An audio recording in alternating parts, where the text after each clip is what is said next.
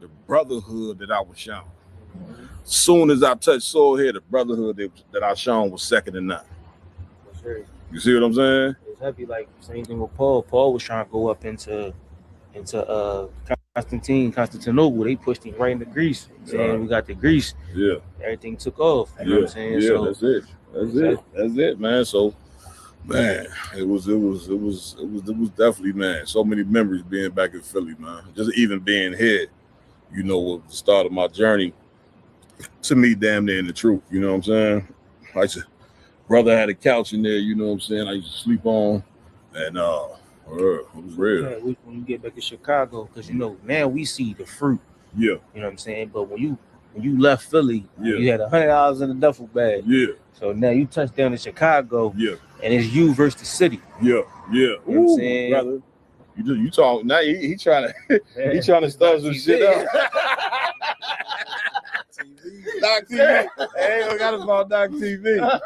Man, you know what? When I got back, brother, I got on the phone with a cat in the world who he had looked out for me before. I asked him could I come stay at his crib, and he allowed me. Slept in the back room, and then from there, man, I slept a few places. You see what I'm saying? But I was not going nowhere until the school got built. You see what I'm saying? But for sure, it was definitely a rough start. You know, I thought I was gonna go back. You know, I done got raised up to 5,000. You know how it is. Part of our nigga get a little rank, he think he owns something. But brother, when I got back, brother, it was humbling season. Right. Because it took me a minute to get on my feet. You know what I'm saying?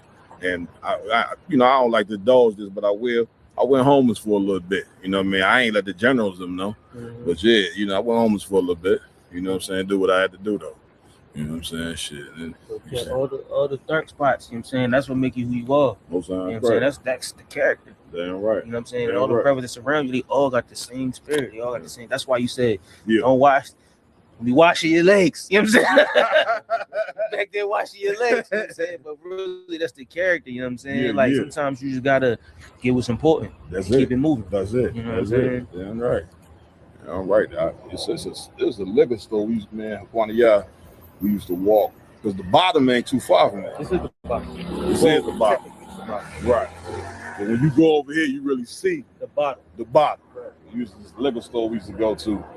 And one day the brother went and got me some shit in an orange can called, I think it was Mad Dog or something. They had a dog on the can and it was orange. Was it a glass bottle? No, it was a beer.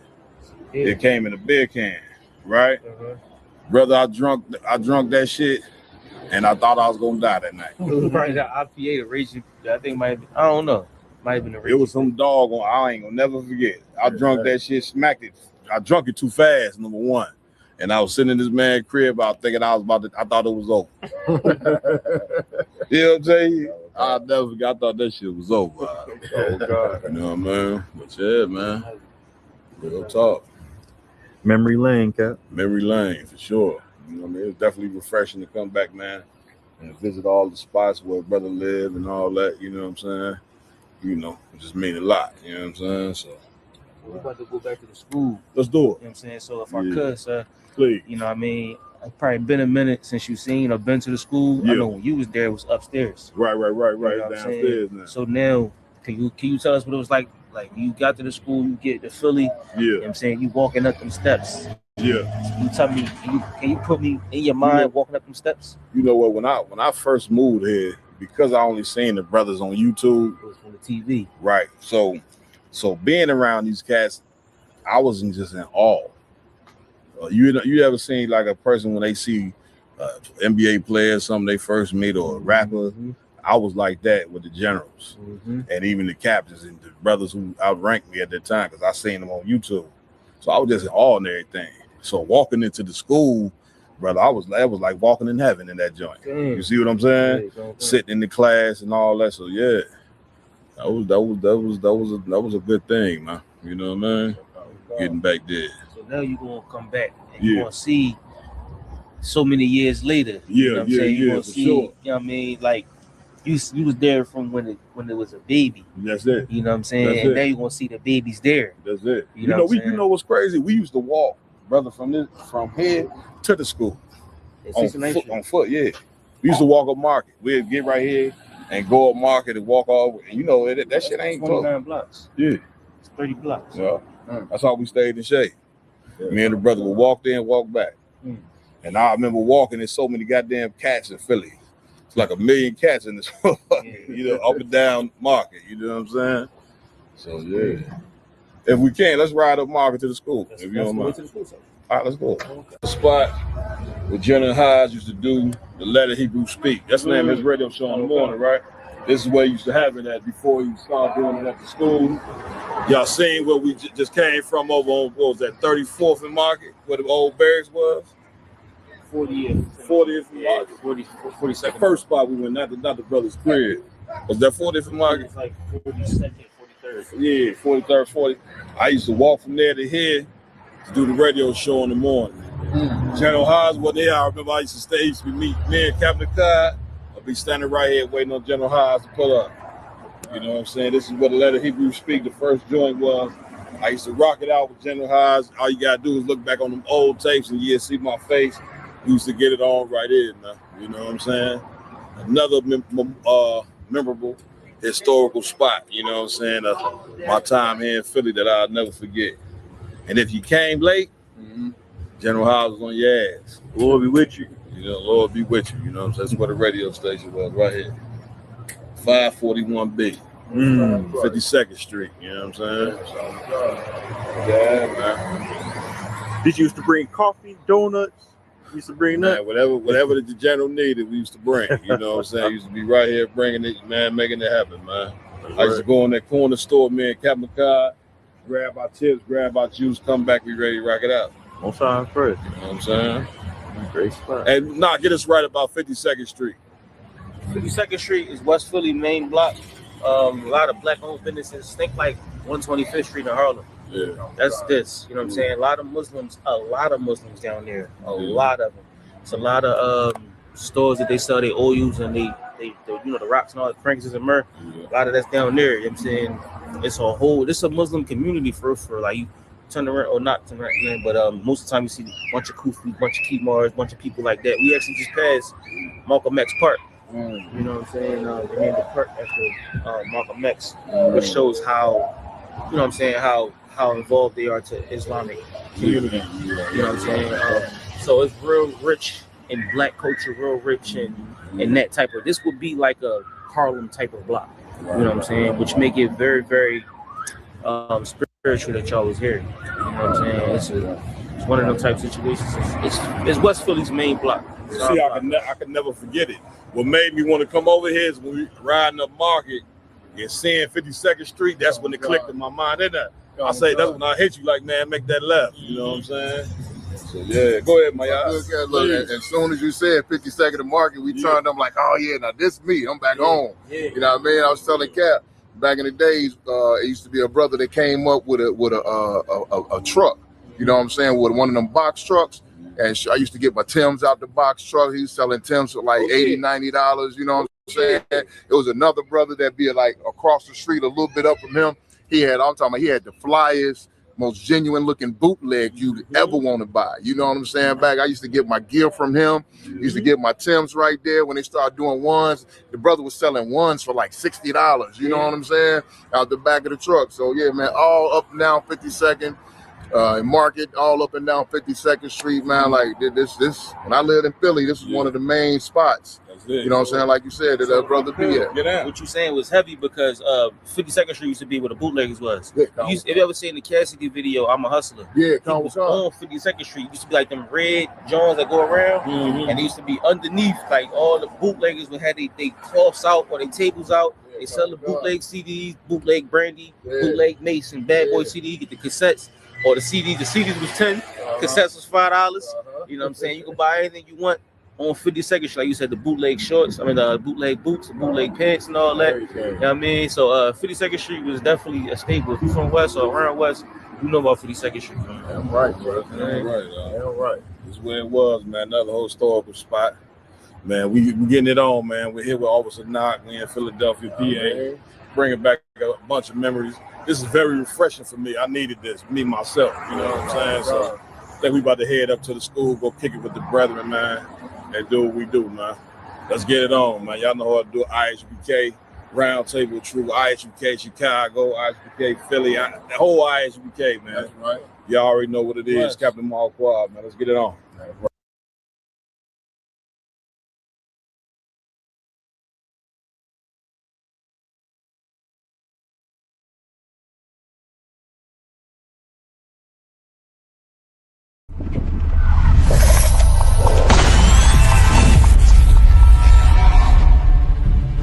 You're a black Marine or a black whatever in the white man's military, that make them want to kill you more. Mm-hmm. Like when they see the uniform on you, they get an extra disdain for you. You know what I'm saying? Because they don't understand why in the hell do you want to fight for them. Cared enough about your trials and tribulations, the things that you suffered through, and how to get out of that. That's your history. You don't need a white man to have no remembrances for it. Yeah, man, you chastise the child too hard, oh, you creating trauma. If you don't say nothing to the child, then you making them soft. That's it. You know what I'm saying? Like, it ain't no way for a black man to be right even when he is not. White people that's out there that want to help black and Hispanic people, the best thing you can do is just leave us the hell alone. They are all against you. They all want to destroy you, and the ultimate goal of all of them is to put you back into slavery and subjection. Real Nigga University in 5, 4, 3, 2, let's get it. 1.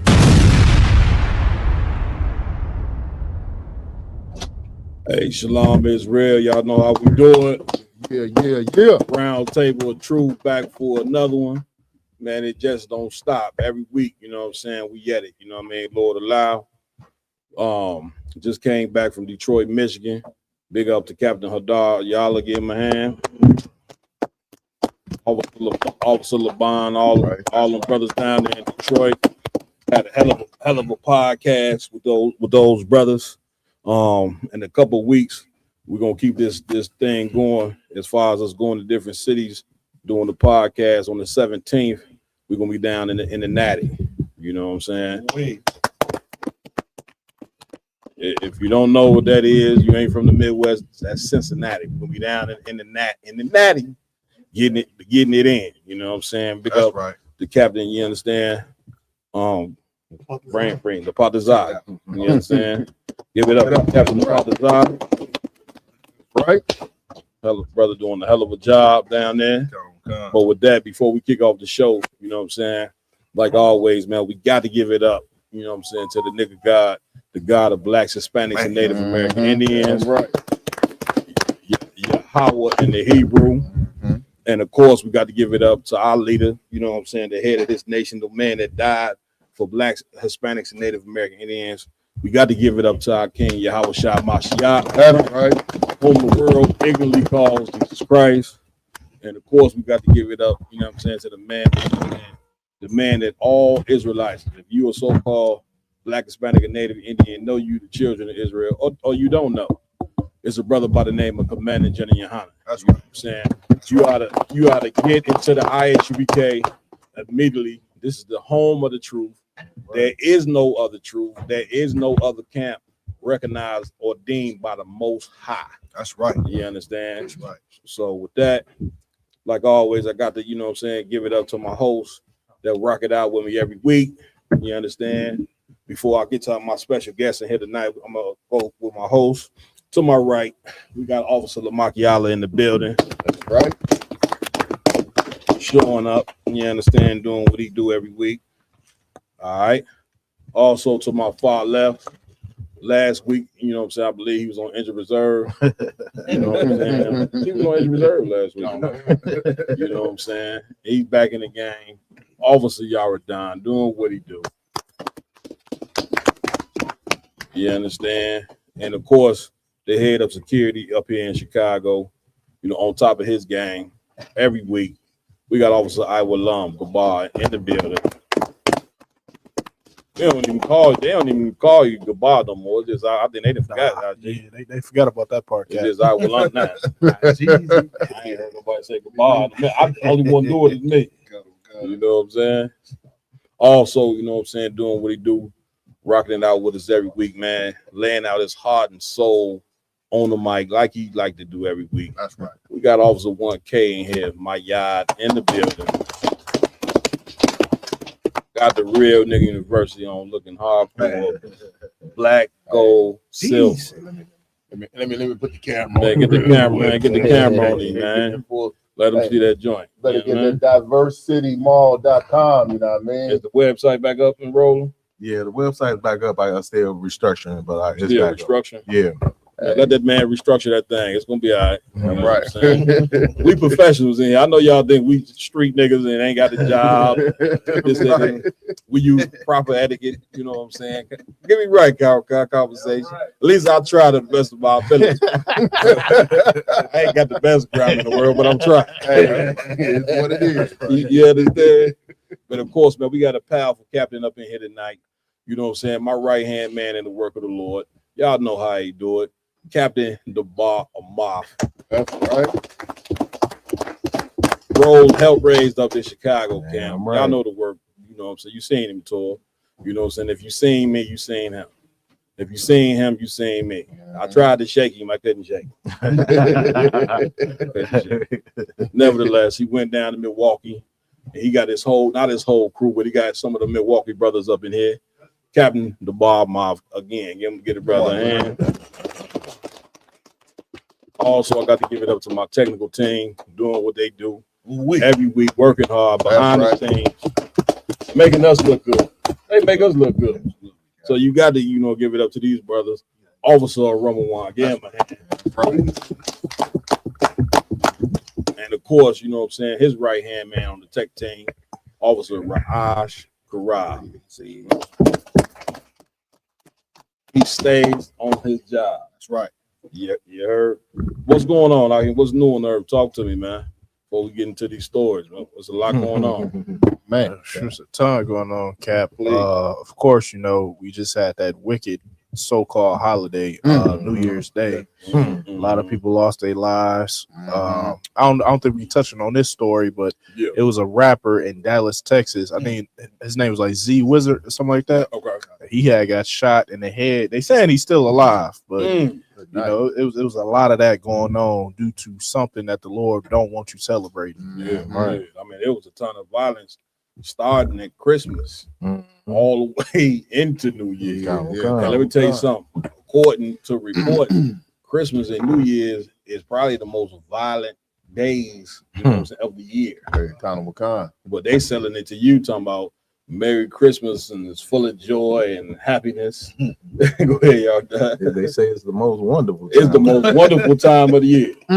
But come to find out, the most wonderful time of the year is when everybody dies. Right. Hey, Comic-Con. You know what I'm saying? It's when families, break up the most. It's when men get put out their homes because they can't afford gifts. Right. You get what I'm saying? There's your wife goes to the Christmas party and sleeps with her work husband at the Christmas party. At the Christmas party. Hey, you look that up. The Christmas party is when the most hoeing go on. You see what I'm saying? And I tried to tell you, brother, I made a Facebook post. I told you, not let her go to that Christmas party. Right. Right. She can get that Christmas bonus, all direct deposit. She ain't got to be there. Right. Pick up no check. Get me right on it. Huh? That's right. Take the bonus now. You take the money. You know what I'm saying? But it's so much hoeing that go on, you know what I'm saying, at that party that is ridiculous. So what you saying, you say the brother got shot in his head. I think twice, if I'm not mistaken. Damn. And then that's like the same thing what happened out here in Chicago. One popular guy got killed on the west side. What was his name? Y'all done? Chief Zoe. He was like chief of the Gangsters Disciples. Chief of the Gangsters Disciples. For y'all who may not know what the chief is, meaning he run the show. He the head honcho. But he got shot. He got unalived. You know what I'm saying? A couple of days after Christmas. And then there was another popular guy got killed on the south side. Now this was the same night. You know what I'm saying? What was his name? 051 Woo. 051 Woo. Right? He got killed, you know what I'm saying, on the south side of Chicago. And there was just a ton of violence going on. Now, what is the lesson in all this? It's the Lord trying to show you that he ain't sanctioned none of this. Right.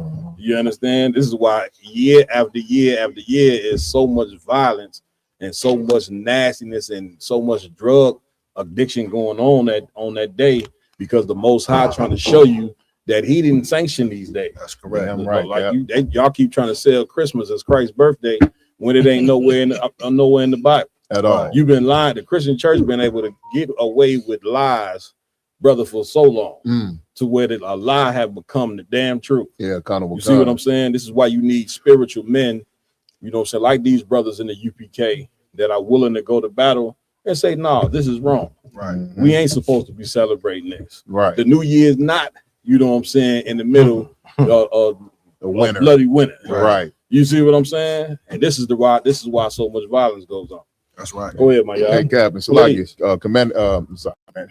General Muhammad brought out on Thursday, he said, did you know that the Christmas and New Year's season has the highest suicide rate of the year? Of course. You know what I mean? Of course. Because people get thinking about relatives that passed on, failed marriages, people at home, the wife done left them, the kids done left them, all this. They get to looking at, he showed a scene from The Sopranos where Cat was at home on Christmas. Yeah. Looking through the family album. Right. Next thing you know, throwing that rope around his neck. That's you know what I'm saying? That's it. This is so many demons out. That's it. You know, they associate Halloween with being the most demonic holiday. Halloween is child's play compared to Christmas and New Year. Sorry, Thanksgiving, Christmas and New Year. Them 3 holidays back to back to back. It's so many people getting shot, murdered. It's so much, like he says, it's a lot of whoring going on. You know what I'm saying? Suicide going on. Children being touched is going on. While them family gatherings is going, you know, everybody Chris Rock made the joke about how, you know, on Christmas and Thanksgiving, you got the molester uncle sitting right across the table from you. That's it. You know what I'm saying? But the molester uncle that molested you, when you get drunk and you get high and y'all in there arguing and fighting and celebrating and laughing and joking and being fake family, he in the bedroom touching your kids. That's it. You know what I mean? It's just, if you Black, Hispanic, and Native American, it's just time to abolish that out of our system altogether. Right. You know what I'm saying? And listen, you can do it. You know what I'm saying? We live in proof. That's right. We used to, you know, celebrate Thanksgiving and Christmas and New Year's and all that, but we put that out of our system. You know what I'm saying? Again, you know, trying to have a New Year's resolution, you know what I'm saying, waiting on a particular day, you know what I'm saying, that the white man ordained to think you're gonna change, you know what I'm saying, when you know after 2 weeks you're gonna go back to being the same wicked nigga you was, you know what I'm saying, before the New Year's resolution. You know, a resolution is not gonna change you. What has to change is you got to become old, turn from the old and go to the new. The way that you do that is a total different mindset. And the only way you receive a total different mindset is from being taught something brand new. That's right. You know what I'm saying? So for a lot of you, damn right. You know what I'm saying? The truth is then brand new. Christianity, these religions, American culture, that's what made you disgusting. You don't get it? Like, these holidays are full of vanity. They don't mean nothing. So when a holiday don't mean something, you got to try to make it mean something. Right. You get my point? Right. But when you go in the Bible, which is our Constitution, which is our history book, which is full of prophecies, has something to do with our identity. You know what I'm saying? When you go in there, those particular days that you celebrate mean something. Right. So when we come together for the Passover, you know what I'm saying? Guess what? It ain't an argument at Passover. Right. You know what I'm saying? It ain't no fights, ain't no shoot, ain't no killing, ain't no nastiness going on at the Passover. But we had a feast of dedication, you know what I'm saying? Which is when we took back, our ancestors took back the temple from the Greeks. That's right. You know what I'm saying? We have a big feast, and man, listen, it ain't nothing but love. You know, we sitting around, and man, we getting it on. We having a better time than what you have. That's right. That's what you don't understand. You believe? You get my point? Come on, y'all done.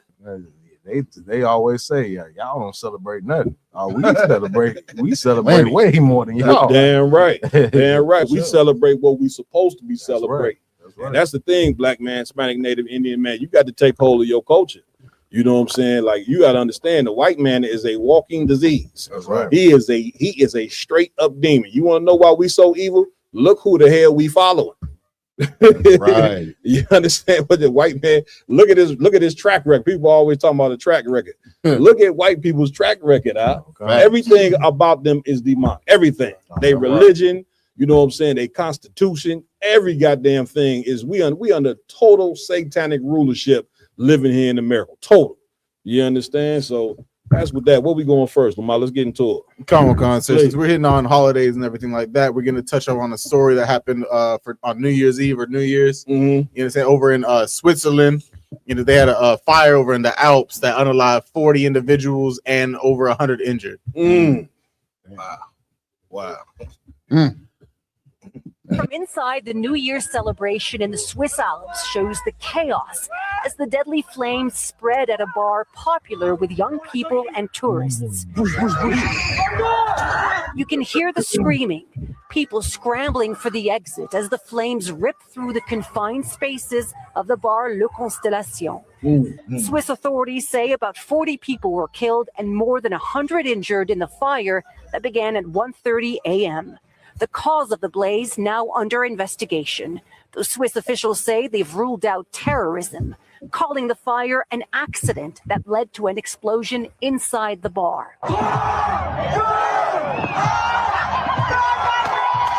Just 90 minutes earlier, celebrations on the streets of the upscale ski resort Crans-Montana. But what many thought were the sounds of New Year's Eve fireworks were in fact one of the worst tragedies Switzerland has ever experienced, according to the country's president. We'll go. We won't take lead on that, man. Go ahead. So after watching a few more videos on this matter, so what did start the fire in the place was the bottle service. You know how when they bring out the bottles, they have all the sparks slide up in the air. Something in the ceiling caught one of them sparks and it blew up into a fire. Of course, it was little at the time.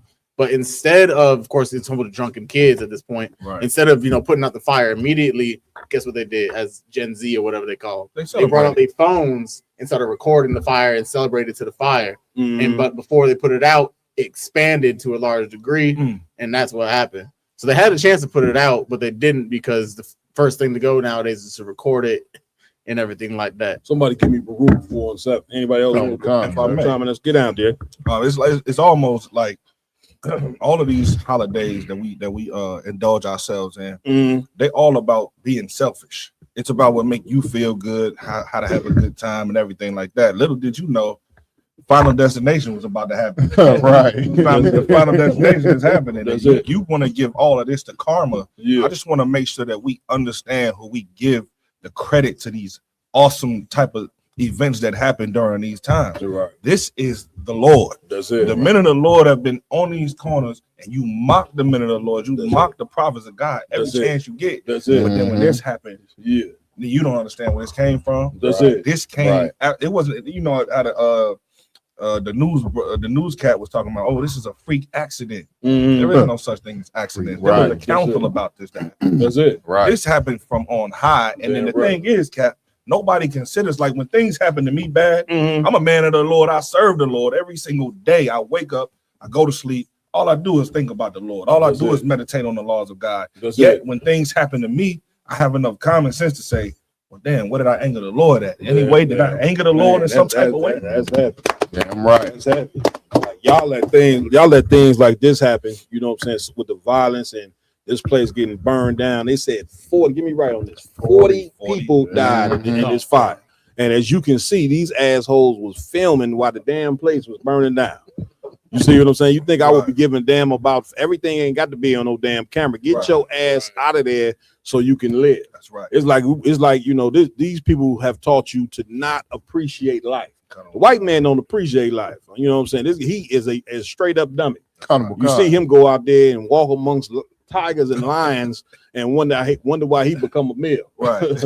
You see what I'm saying? Go get a damn mountain lion and move it in his house and feed him, and then one day the mountain lion eat him. You know what I'm saying? Or he climbing up mountains. You know what I'm saying? For what you climbing up the mountain for? For what, man?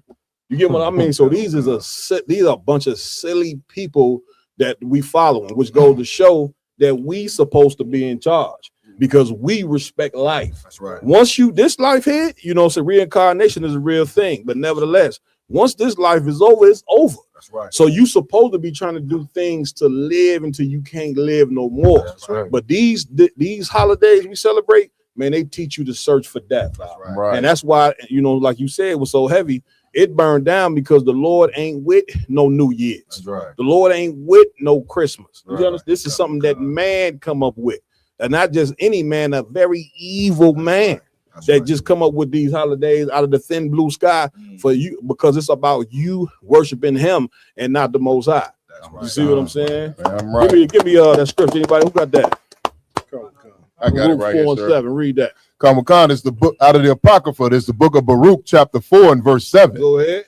For ye provoked him that made you by sacrificing unto devils. By sacrificing on the who? Unto devils. And that's what you're doing. You sacrificing unto devils when you celebrate Christmas. You sacrificing unto devils when you celebrate New Year's. This is why, once again, the brother just said it.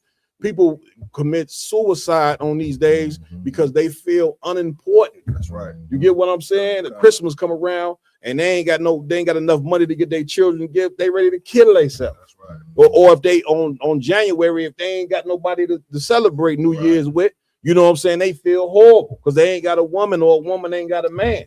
Which goes to show you that these things have nothing to do with the Most High. That's right. You see what I'm saying? Keep reading. Come on with it. And not to God. And not to what? And not to That's God. it, not to God. You don't have no knowledge of God. Right. The Christian church is not the knowledge of God. Right. You see what I'm saying? That right there is a fabrication, you know what I'm saying? A made man religion that tried to marry itself to the Bible, and they've been very successful at doing it. Right. But of course, like the scriptures say, the Lord always raise up prophets. You know what I'm saying? They prophesy against these kingdoms. And it ain't no different for America. You know what I'm saying? The Lord then rose up the ISUBK under command of Jenny Hanna to prophesy against this kingdom. Because one day this kingdom, brothers and sisters, is not going to be here. So we trying to forewarn you. It's a God up in heaven that you are making very angry. Right. You know what I'm saying? When you put up that tree. You see what I'm saying? So yeah, your house gonna burn down one night. You know what I'm saying? And you and them kids gonna die in that damn house. Right. Yes, your son is gonna get killed at the New Year's party. Right. Yes, your daughter's gonna get raped at the New Year's party. Why? Because the Lord ain't with none of it. You sacrificing unto devils and not to God. And when you do that, you got to pay the price. You got to pay the boss. You know what I'm saying? The Lord is a hell of a judge on this earth. Everybody on this earth gonna do what the Lord say before it's over. Remember, the scriptures say all knees shall bow. You see what I'm saying? The Most High ain't no punk. The most High ain't Mother Nature. The Most High ain't none of these things that you got in your stupid goddamn head. You know what I'm saying? Because most of you just create God in your mind.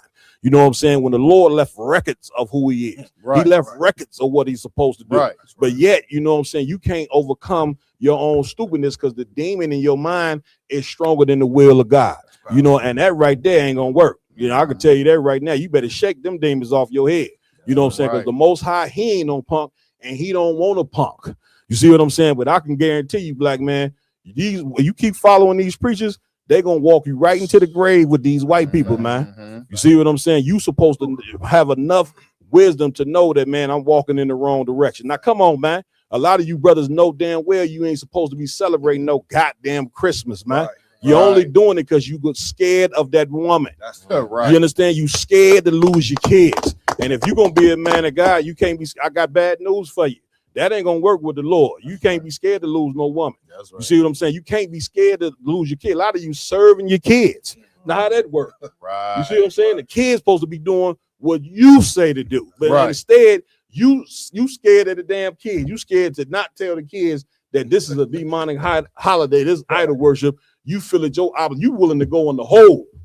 You willing to not pay your rent, you know what I'm saying, and go in the hole because you trying to please some damn kids instead of teaching the kids this is wrong. This is not Christ, but this is not true. And guess what, baby girl? I'll get you a gift when you earn it. When you get all A's, you get a gift. You see what I'm saying? Son, when you take out the garbage for 2 months straight without me telling you make up your bed, then you get a gift. Not giving them a gift, you know what I'm saying, on an appointed holiday. You are damn slash. That's why we tell you, you still in slavery, man. You get what I'm saying? Because you do whatever the hell the white man tell you to do. It's 2026. All the knowledge in the goddamn world, and you don't know that Christmas is wrong. Like, man, this is insanity, man. Where we at with anybody else? Get down, Jay, please. What's crazy, what's so heavy about what you're saying, Cap, is that we don't teach our children the reward system. Right. They like, when I say we, first of all, let me put it like this: everybody got a Facebook, everybody got an Instagram. Right. When a hurricane comes through Tampa, there's a system that says I was marked safe during this hurricane. That's it. When the earthquake happens, you was marked safe during this, and everybody checking in on you. Well, here's what we need now. We need something that's going to show us every catastrophe. And guess who is always marked safe when it comes to these holiday massacres? That comes to these family brutalities and fatalities against each other. That's right. The Israelite school of UPK is always marked safe. I'm right. You want to know why? Because we do not we separate ourselves from these vain holidays. Like you said, Cap, they don't mean anything. It's all about vanity. That's it. So then when you come together for nothing, you're gonna get nothing. That's it. And you're gonna end up nowhere. So I wanted to say that to say this, please, because what you just said was so heavy. It was a mighty point. Most I crazy. Nevertheless, our people don't want to hear that, Cap. That's it. They don't want to hear it. That's it. Because I don't know. I think I'm talking in circles. I feel like Captain Marquardt, like I gotta stop teaching at some point because it's like, and that's a joke because we're gonna be doing this forever until our King Christ comes. But it's we pleading for these brothers and sisters on how to see. You were not safe. That's it. If you want real protection, do what the Lord is telling you. Then it's easy to do. That's it. And really, you know what I'm saying? This is a plea to you brothers, man. So you Black Hispanic men, you know what I'm saying? Because this is who it start with. We gonna get to the women, but a woman, she looking for fun. She love Christmas. She love all this. She'll be a part of this empire as long as you know what I'm saying, disobey the Lord. She will always be a part of this empire. Right. But the job of leading this nation and fixing that woman and fixing your kids, that responsibility leans on you Black and you Hispanic men. So lace up your boy. Don't be turning to looking to no woman, man, to lead you. We'll be in slavery for another 400 goddamn years. Right. So don't be looking for her to lead nothing. This is your responsibility. I know you don't want that woman to leave. You looking at that big tail when they walk in the room, like, man, I want these roughneck niggas telling me to come on in here, and I'm looking at this tail walking in this room.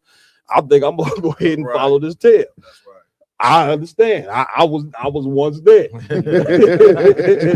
And then the Lord said, no, you know what I'm saying? You go do what I say. You see what I'm saying? And that's why I'm here. You know what I'm saying? Because I understood that it's about not me, you know what I'm saying, getting right, but it's about those brothers out there that need me to get right. That's what you don't understand. Jenna Muhammad brought it out the other night. When you brought into this truth, it ain't for you. That's right. Don't think selfishly. You know what I'm saying? It's for you to go out there and go get 100 more men. What the hell you think you got a rank for up in here? Just to be walking around talking about I'm officer so and so, officer 1,000, and you ain't got no men up under you. Right. You see what I'm saying? Nah, if you ain't got no men up under you, go get some men up under you. Because if you don't go get them, you see what the white man's world do to him. Turn them, before you know it, their hand is hanging. You see what I'm saying? Or they sitting in some cell right now, wishing they never done what they did. Well, if they only had the proper leadership, they wouldn't be in that position. So if you know, Christ said this, my sheep hear my voice. And when you hear this podcast, you hear us teaching and all that, you ain't got no choice but to come up in here. Right. This ain't optional for you. A lot of you brothers hear this, you know you supposed to be up in here. This ain't no option for you. If you think it's an option, keep playing. The Lord gonna put your ass to death, nigga. Right. You understand where we at? Come on, sir. Moving on. We have an article here going over a brother in Chicago unalived his mother and her partner on New Year's. Come. This is Fox 32 Chicago. Son charged after killing mother, her partner in Richton Park apartment. 2 people were found shot to death inside a Richton Park apartment Saturday evening, and a man has been charged. It's Richton Park. What's that? West suburb, south suburb, south suburb. It's the city right next to me. Okay. I got you. Okay. Go ahead, priest. Police later charged 21-year-old Javante T. Morris with 2 counts of first-degree murder. A small child found inside the apartment was not injured and was released to a parent. And what day did this take place? This was Saturday evening. 2 days after. I think it's 2 days after Super Bowl. It's 2 days after Christmas. You got it, Joe? I'm looking for the date. Oh, okay. It just says Saturday. It don't Somebody say see if they can check the date on when it have. Ain't no sweat. Go ahead, RG. Come on. Please. Yeah, Saturday was the 28th, sir. So that's when the unalive happened. Right. And once again, that's right. I asked for the date because that's right in line with this whole demonic holiday. You see that? See how I put demons on you? Right. And you think that this is of God? Go ahead, please. Come on. Ooh, What we know, Richmond Park police responded about 6:37 p.m. on Saturday to a report of shots fired in the 22400 block of Richmond Square Road. Determined the shooting had occurred inside a apartment in the 22500 block of Jackson Court, where they found two adults unresponsive inside the unit, and both were pronounced dead at the scene. Do we have a video on this? We got an article. It was a video I seen earlier where the neighbor, you know what I'm saying, she had heard the shots. You know what I'm saying? She was like, yeah, they was loud. She said the shots was loud, and she said she heard people screaming. Go ahead, Avalon. Prosecutors allege the victims included a woman who lived in an apartment with her son, 21-year-old Javante T. Morris, and her romantic partner who stayed at the residence intermittently. Court records stated that in the days leading up to the shooting, Morris had repeatedly threatened his mother's life during escalating arguments about her intent to remove him from the home. According to a court proffer, the woman texted a cousin on Saturday saying Morris was talking about shooting her. Damn. During another phone call, the cousin allegedly heard Morris threaten her life. Warned of a shootout if police responded. That's it on that, sir. Yeah. Go ahead, y'all down, please. Yeah. So what the cousin was saying, she was on the phone when the whole thing went down. I got you. So she was saying, she heard the argument, and so she was saying, like, you know, he was saying to the mother, "You call the police, it's gonna be a shootout of them." Damn, that's heavy there. You know what I'm saying? Also, Cap, it does say investigators recovered 5 shell casings from a bedroom from victims in a 380 caliber Smith & Wesson handgun. And once again, that's right in line with that whole holiday demon. You know what I'm saying? Because why in the hell would you be talking about putting the boy out during the holidays any damn way? Right. You see what I'm saying? I mean, I don't know if it seems like that's what manifested and take place. Now, of course, you know what I'm saying, this young boy at 21, for him to kill his mother and her boyfriend and her husband, you know what I'm saying, goes to show you that he was emotionally, you know what I'm saying, unstable. You get my point? You know what I'm saying? And this is why our children are so violent, because what they are being taught, you know what I'm saying, you're not putting any substance in these children. Right. Like, make no mistake, you know what I'm saying, it's a ton of young adults doing a ton of evil, you know what I'm saying, and they doing these evil things because of how they being taught. This whole American culture and the religions we follow, even going to school, all of this have failed our children. Right. You see what I'm saying? This is what happened when you have bad parenting. You know what I'm saying? Bad parenting, it leads to this right here. You know what I'm saying? To where a child grows up and smokes his own mother. You know what I'm saying? And not just smoke her, smoke the husband as well. Right. You get what I'm saying? And, you know, get me right on this, Yaradan. He did all this in front of his 4-year-old daughter. Right. You get my point? Yeah, so she gonna be traumatized for the rest of her life as well. You see what I'm saying? Come on, Ramawan. Go ahead and play it. This is Chicago's very own WGN Midday News. The family of a victim in a double homicide in Richmond Park will gather tonight to remember the 38-year-old woman. Her son is the alleged gunman. Good morning. I'm Tamon Bradley. And I'm Dana Rebick. Patrick and Dina are off. WGN's Eric Rung has been following the developments on this story and has the latest from the newsroom. Eric. Good morning. The 21-year-old suspect has been charged with 2 counts of first-degree murder. Prosecutors say Javante Morris's mother was in the process of trying to get her son out of the apartment they shared. Just 2 days after Christmas, police arrived at this Richmond Park apartment complex after getting reports of shots fired. It was loud. My window is over there. It was loud. It was loud. I heard screams. When police go inside the apartment, they find 45-year-old Marcus Jones and 38-year-old Nevia Phillips. Both had been shot to death.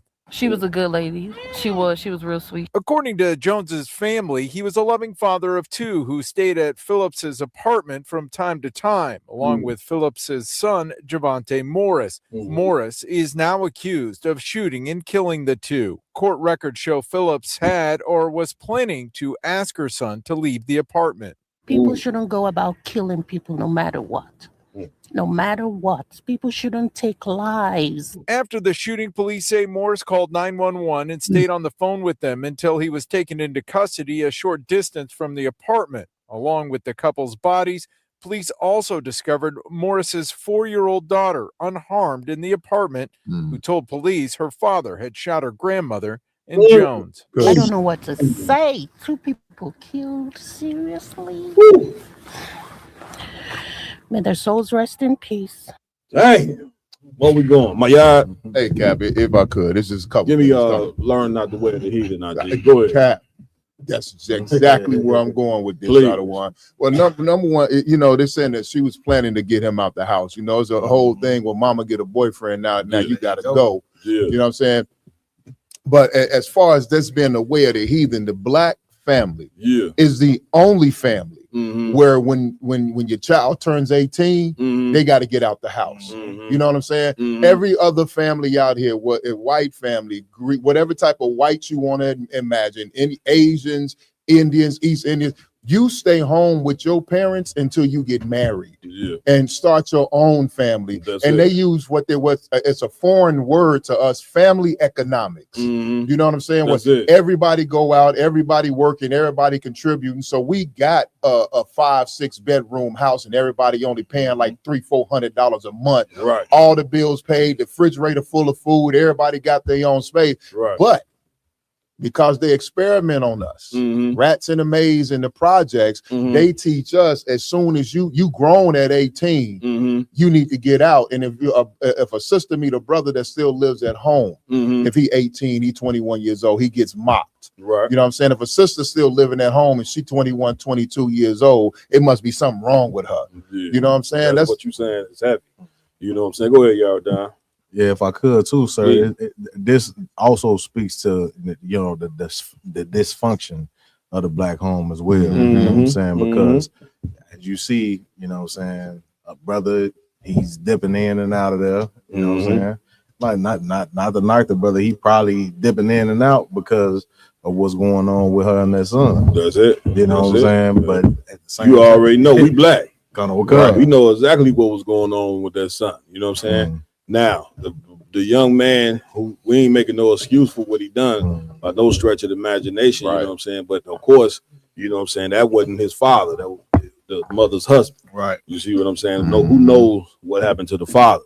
But of course, what always takes place in that black home is when that woman get rid of that man, that son becomes the husband. Right. So what she didn't realize is her telling him to get out, you know what I'm saying, means that she is putting him out his establishment. There you go. This is his home. You know what I'm saying? These little boys, when they be with these mothers, you know what I'm saying, with no father at 10, they running the show. Right. Nigga walking around in the drawers with a peace stain, and you know what I'm saying, calling the shot. Here you come talking about you, the mother's man. You know what I'm saying? And he looking at you like a enemy. You get what I'm saying? Which is why he killed both of them, because he know, you know what I'm saying, the reason he getting put out, because that more than likely that man saying you got to get rid of this boy. You see what I'm saying? Because he a problem. You see what I'm saying? Which is why this took place anyway. You know what I'm saying? Is because he felt violated that this man was being, this ain't his father. Right. So he feeling violated, you know what I'm saying, that the reason why he got to get out is because of him. There you go. DA, Please. Hitting it right on the head. Yeah, man. I'll be about to say you say. Right. But I gotta, you know, they showed us this. John Singleton showed us this. Right. Baby boy. Right. Yep. So. As soon as she got a boyfriend, yep. The first thing Tyrese's character said in the movie is, "Damn, mom, what you about to kick me out like you did my brother?" You see what happened to him? That's it. He died. So it's already, you know, hostility. It's a hostile environment. And then when he tell her, Cat, he said, "This is my house too. Yeah, you can't put me out. This is my house." So he already got the complex. That's it. Now, if you put him out on Christmas time, yeah, he got to leave with his daughter. Yeah, ain't no telling what's going on with him and his child's mother. That's it. So when he got to leave, the baby got to leave. And I'm gonna tell you right now, it's some heartless. Can I say the B word? Please. There's some heartless bitches out there that will absolutely put you out during the holiday season.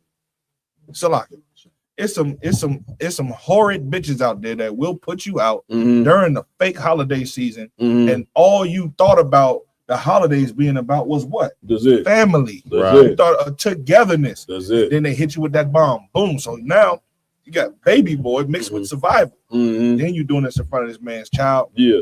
She destroyed. She gonna need that little 4-year-old girl. She gonna need, so you heard she say, my daddy killed my grandmother. You feel what I'm saying? And once again, it goes back to what my said, the dysfunction in the black home. This is the end result of that right there. He's 21 years old, which means you see what he done. He was emotional. He you know what I'm saying, guarantee you, he locked up right now. He thinking about like, you know what I'm saying? Damn. Which is why you got to have a father in the home, because fathers train young boys to not be emotional. Right. You know what I'm saying? When there's no father in the house, the young boy's gonna grow up and be very emotional. They're gonna be what? Neighborhood terrorists. Shoot up the block, shoot everybody, kill everybody. You know what I'm saying? Because they dealing with so much pain. And guess what? They didn't have to become a man when they wasn't supposed to be no man. You know what I'm saying? Wasn't nobody there to tell them how to tie they shoe. You know, a good father, you know, a good father, you know what I'm saying, when you see his son, they walk like him. That's right. They talk like him. Right. You know what I'm saying? You see the relationship that the Most High had with Christ. You know what I'm saying? When what Christ say, when you see me, you done seen the Father. You know what I'm saying? So you supposed to take that as a lesson. You know what I'm saying? But we have let the white man, which is the devil that the Bible speaks of. That's right. Not to say, y'all, we didn't allow this man to teach us that the women should hate the men. Get rid of them. You don't need them. Right. That's satanic. Right. You see what I'm saying? So now we constantly backsliding because we think that this is the way. That's right. You didn't let this devil convince you that a black man don't even love his kids. That's right. His very seed. You know, I just ain't never met him. Right. People tell me that they exist. I ain't never met a black man that don't love his kids. Yeah, ever. Fact. Ever. Fact. You know what I'm saying? If I say, please get in. One more thing, please. And what I could see is the mental, like a psychological imbalance between this brother and his mother because of the inappropriate. You see, it's women, like you were saying in the first beginning. Women are having, once they put that man out the house, he becomes her man. That's it. So now it's a territorial thing. That's too. it. He got to hear you in here smashing his mama on a nightly basis, when in his mind that's his woman. That's it. That's it. In a disgusting way. That's it. But I'm just telling you the truth. It's called the Oedipus complex. There you have it. That's I was looking for that word. What is it called again? I'm sorry. It's called the Oedipus complex. Break it down. Break it down. So we've been right. So Oedipus complex is it was a Greek character named Oedipus, and he was in love with his mother. And I believe the story goes that I believe he unalived his father so that he could have intercourse with his mother. You know what I mean? So every boy's first, like they say, every girl's first love is the father. Every boy's first love is his mother. But the Oedipus complex becomes a psychological obsession with your mother, that no man can have your mother. And it even develops from a mother-son relationship to a twisted sexual attraction. That's it. So like you said, mom's in there getting fire torn from her like any woman needs to have. That's it. You in the other room, like in the back of your mind, like mad, like something, like you sitting there and somebody knocking your woman back. That's I it. have it. You know, I have it right now. Oh, You want me to get it? Please. Tell Khan. And 1 second.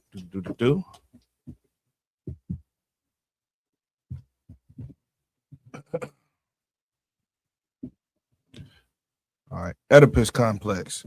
The Oedipus complex is a concept from Sigmund Freud's psychoanalytic theory. Describes a child's unconscious desire for the opposite sex parent, e.g., a son for his mother, and rivalry between the same sex partner of the parent, i.e., son against his father, during the phallic stage, 3 through 6. It's named after the Greek myth of Oedipus, like you said, and is resolved when the child identifies the same-sex parent, influencing gender identity and future relationships through the theory of controversial and the theory is controversial and it evolved.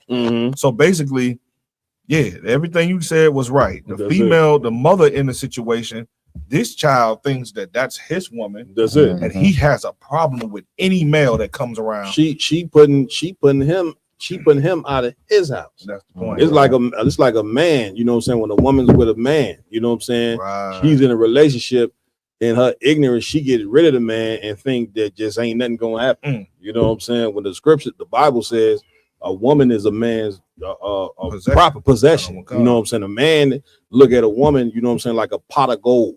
You see what I'm saying? Like this belong to him.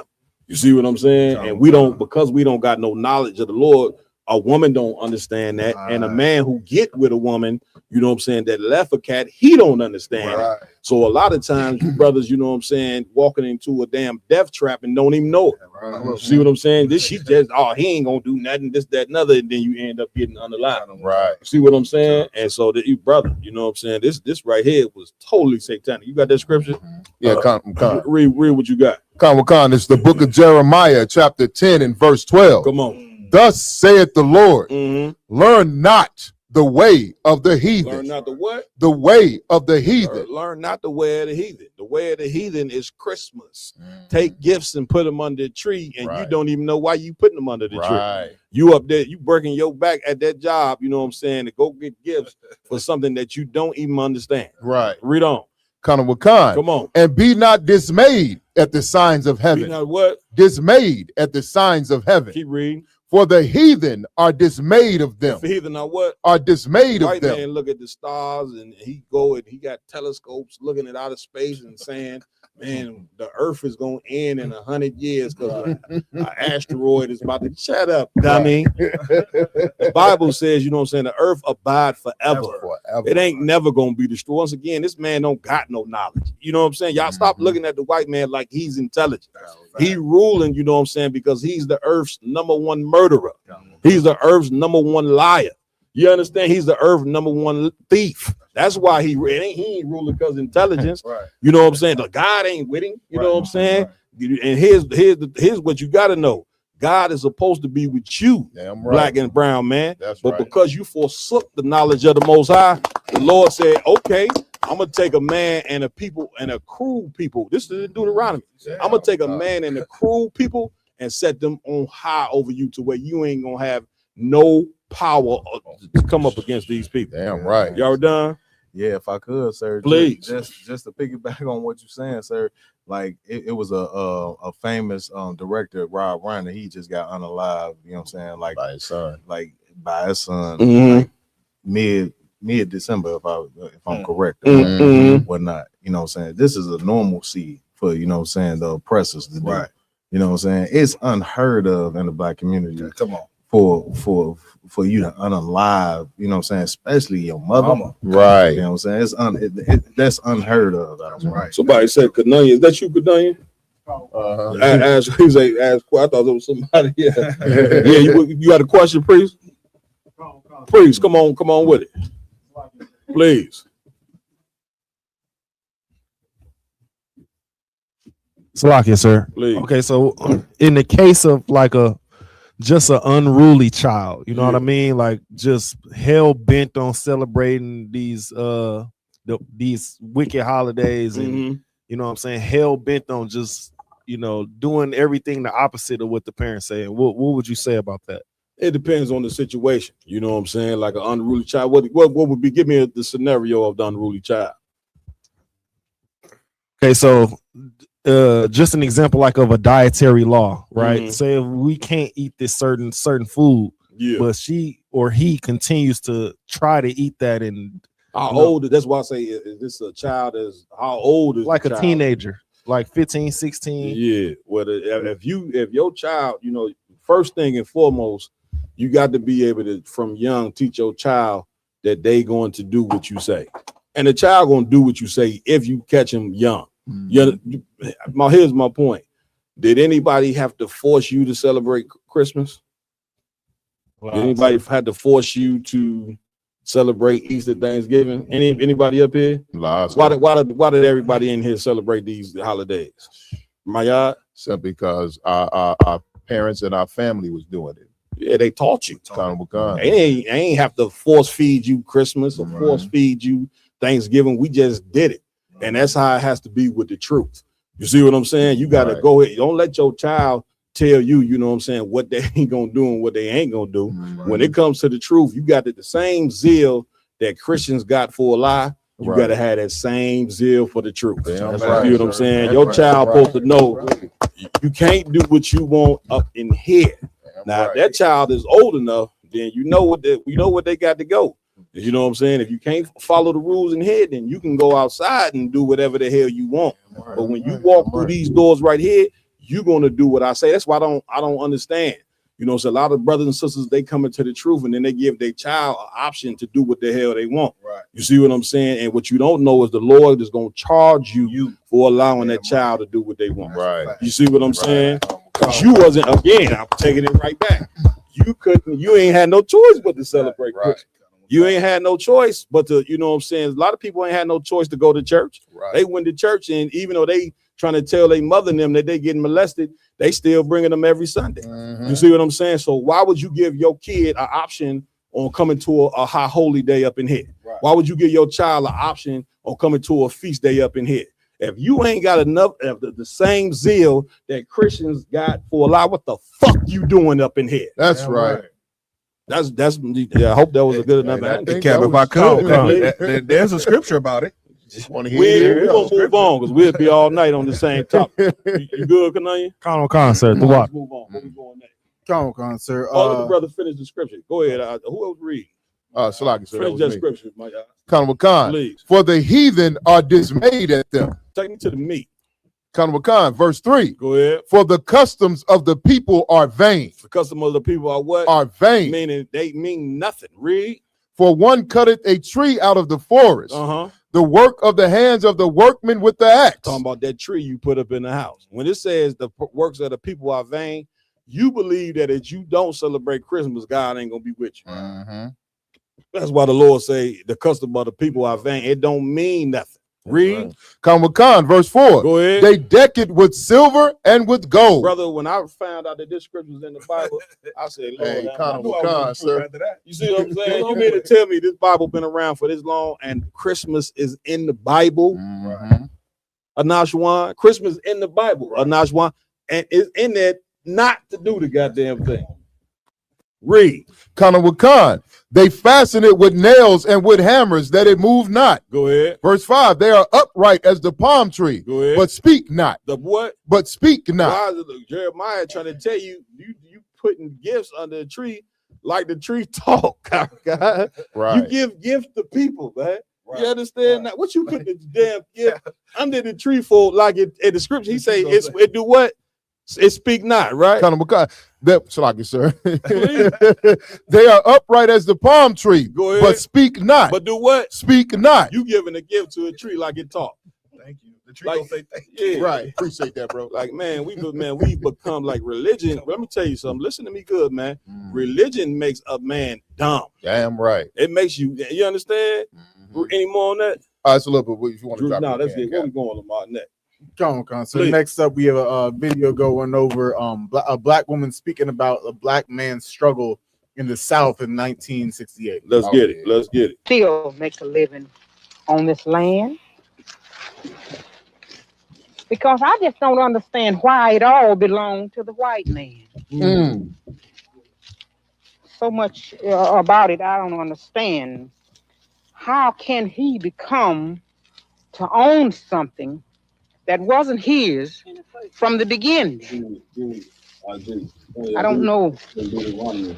how and why. I got it right He here. didn't. Yeah, I'm right in the curtain. He didn't cultivate it all by himself, and whatever it was that causes him to be rich now,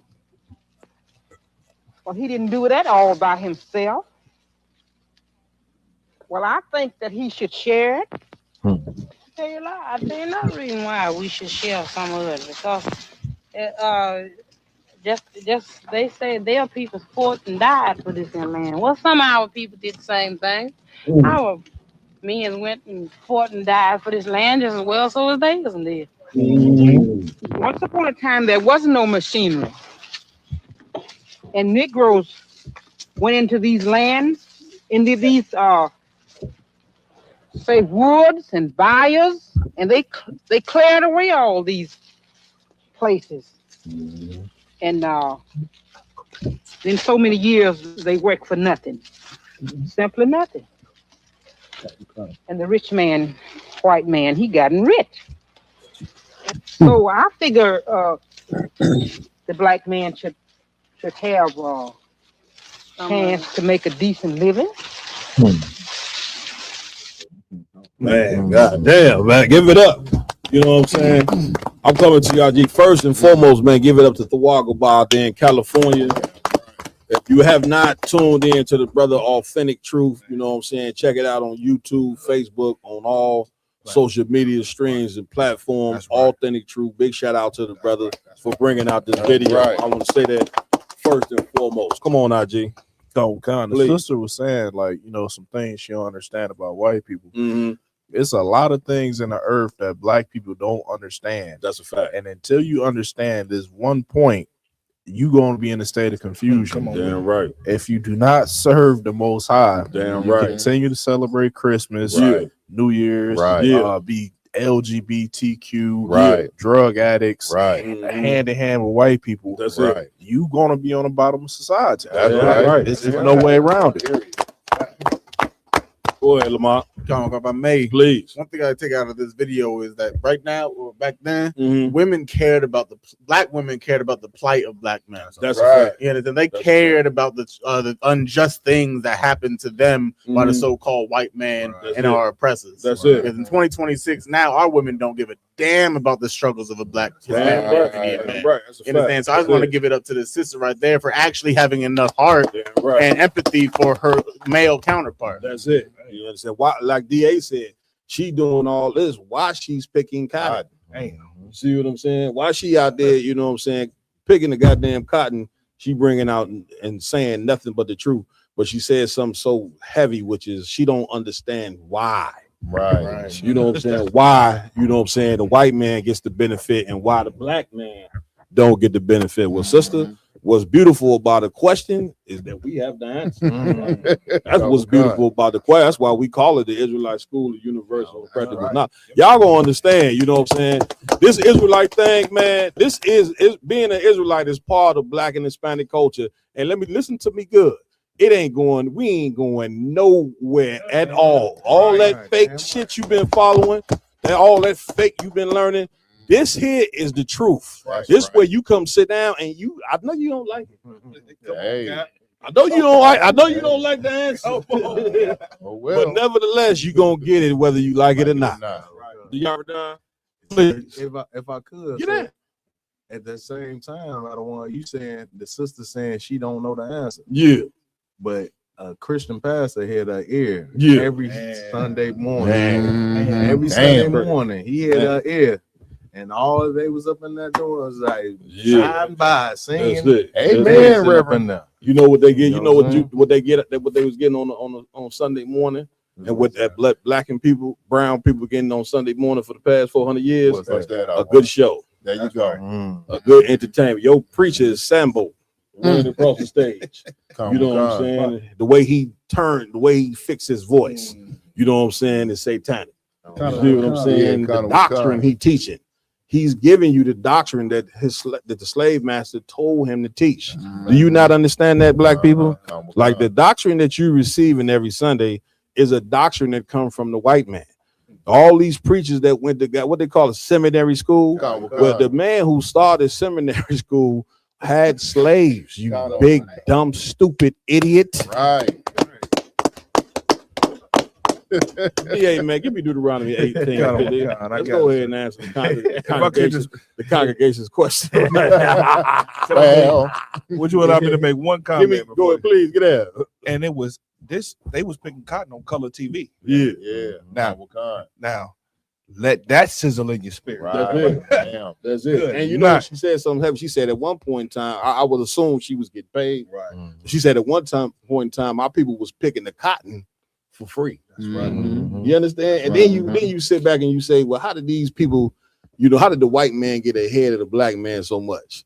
Now, come on, man. Now that's very insensitive to even ask that. You get what I'm saying? Which shows that you just really have the same demon that the white man had. Damn right. The white man had a 400-year head start, dumbass.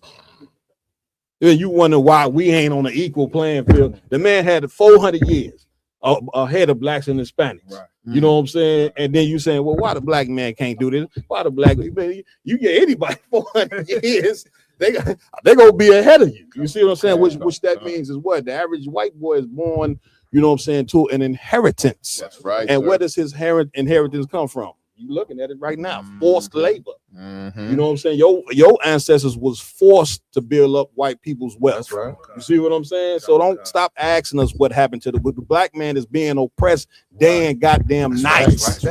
Right. Come on, Call it old money. Please. Kind of one Give me 15 first. Kind of one Let's go. sir. Deuteronomy chapter 28, verse 15. Let's go. But it shall come to Read pass. 28 and 1 first. Let's Kind of read one that part first. Read. Deuteronomy chapter 28, verse 1. Come on. And it shall come to pass if thou shalt hearken. Hearken means if you shall listen to the nigga God. The nigga God, just for those who may not know, when y'all hear say that, y'all be like, oh, y'all ignorant. Nah. You know what I'm saying? That's the same God of Abraham, Isaac, and Jacob. Right. That's all. Read. If thou shalt hearken diligently. Diligently, you know what I'm saying, means, you know what I'm saying, with all attentiveness, man. That's right. You know what I'm saying? If you will listen to the Lord, read unto the voice. Come on. Of the Lord thy God. And the voice of the Lord thy God at that time was Moses. That's right. You don't understand. The voice of the Most High is always a prophet. That's right. It ain't the stupid voice in your head that you talking to every day that got you burning sage.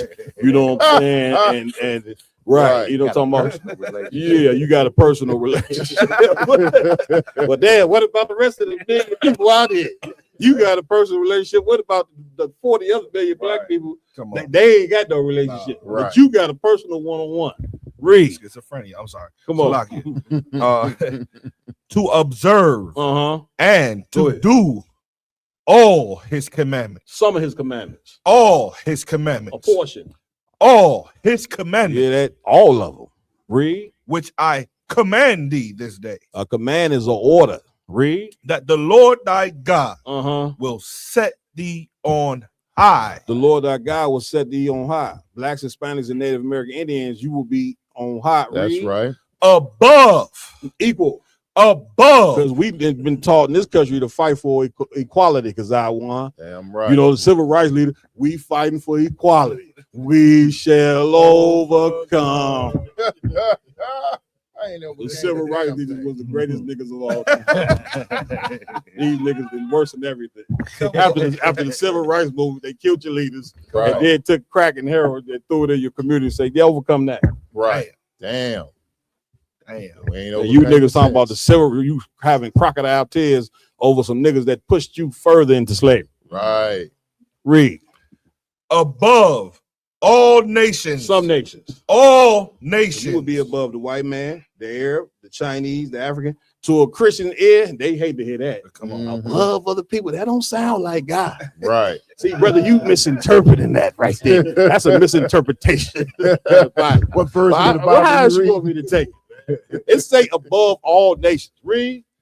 Of the earth. Now take me to 15. Con out of one con. Now this and if you read 28 1 all the way to 15, the Lord will tell you all the blessings that we would have. That's right. As a people, if we will listen to the Lord. Read.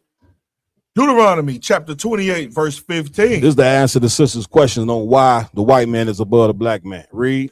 But it shall come to pass. But it shall what? But it shall come to pass. Keep going.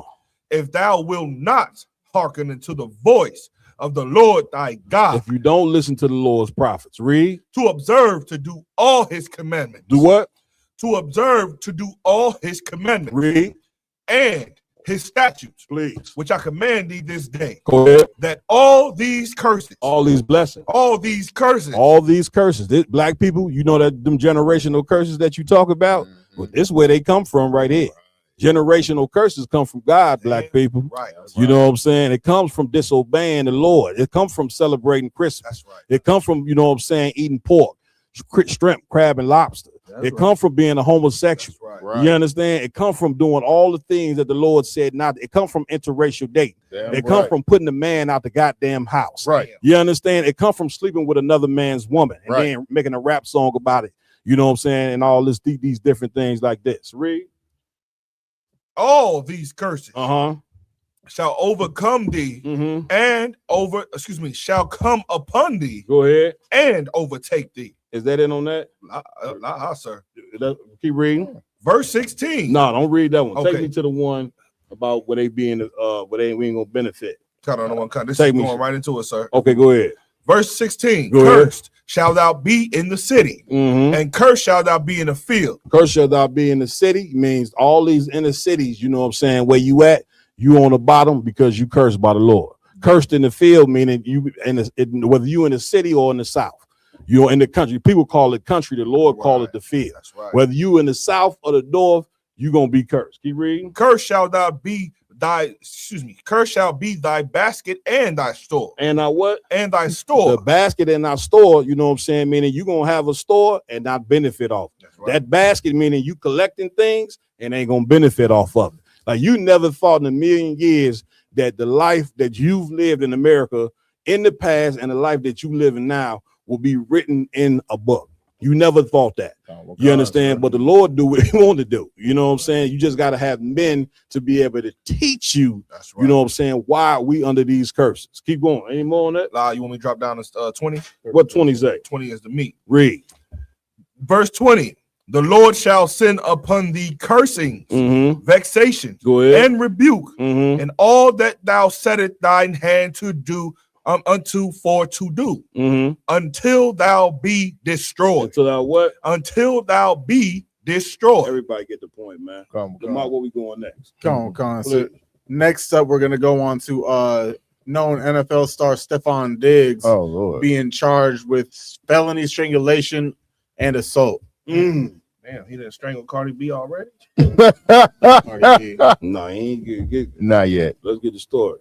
It's a video. Patriots receiver Stefon Diggs faces a felony charge of strangulation or suffocation and a misdemeanor assault and battery charge. What's important as it relates to the looming NFL playoffs is what the league does. The Patriots have made it clear that they support Stefon Diggs.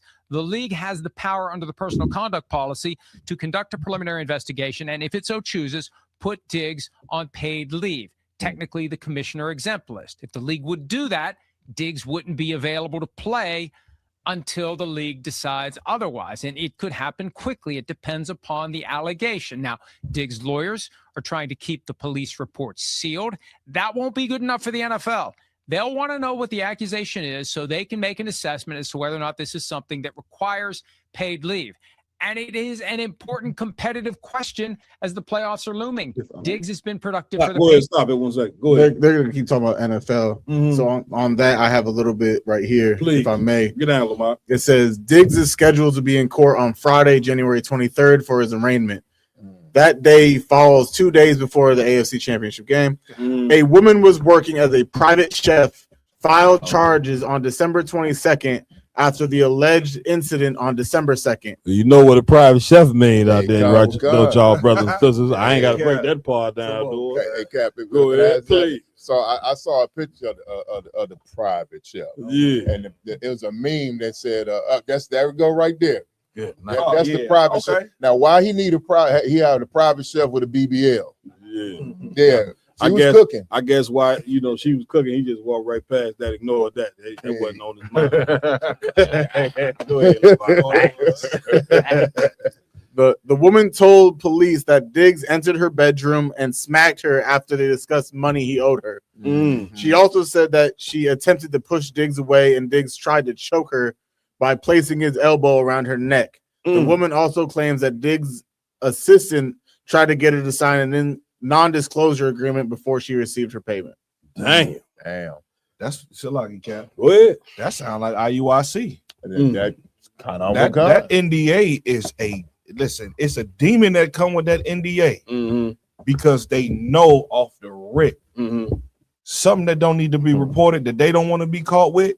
They about to be doing it to you. So why in the hell, if I want food, what, like you said, why am I going to hire a chef with a BBL? Because the internet done showed me that I want my chef cooking naked off the rip, and I want to have personal relationships with this woman. What did Bill Clinton say? I did not have personal relations with Monica. What that was that woman. With that woman. You want to do that with the chef. So you know what you got to do, Cat? Yeah.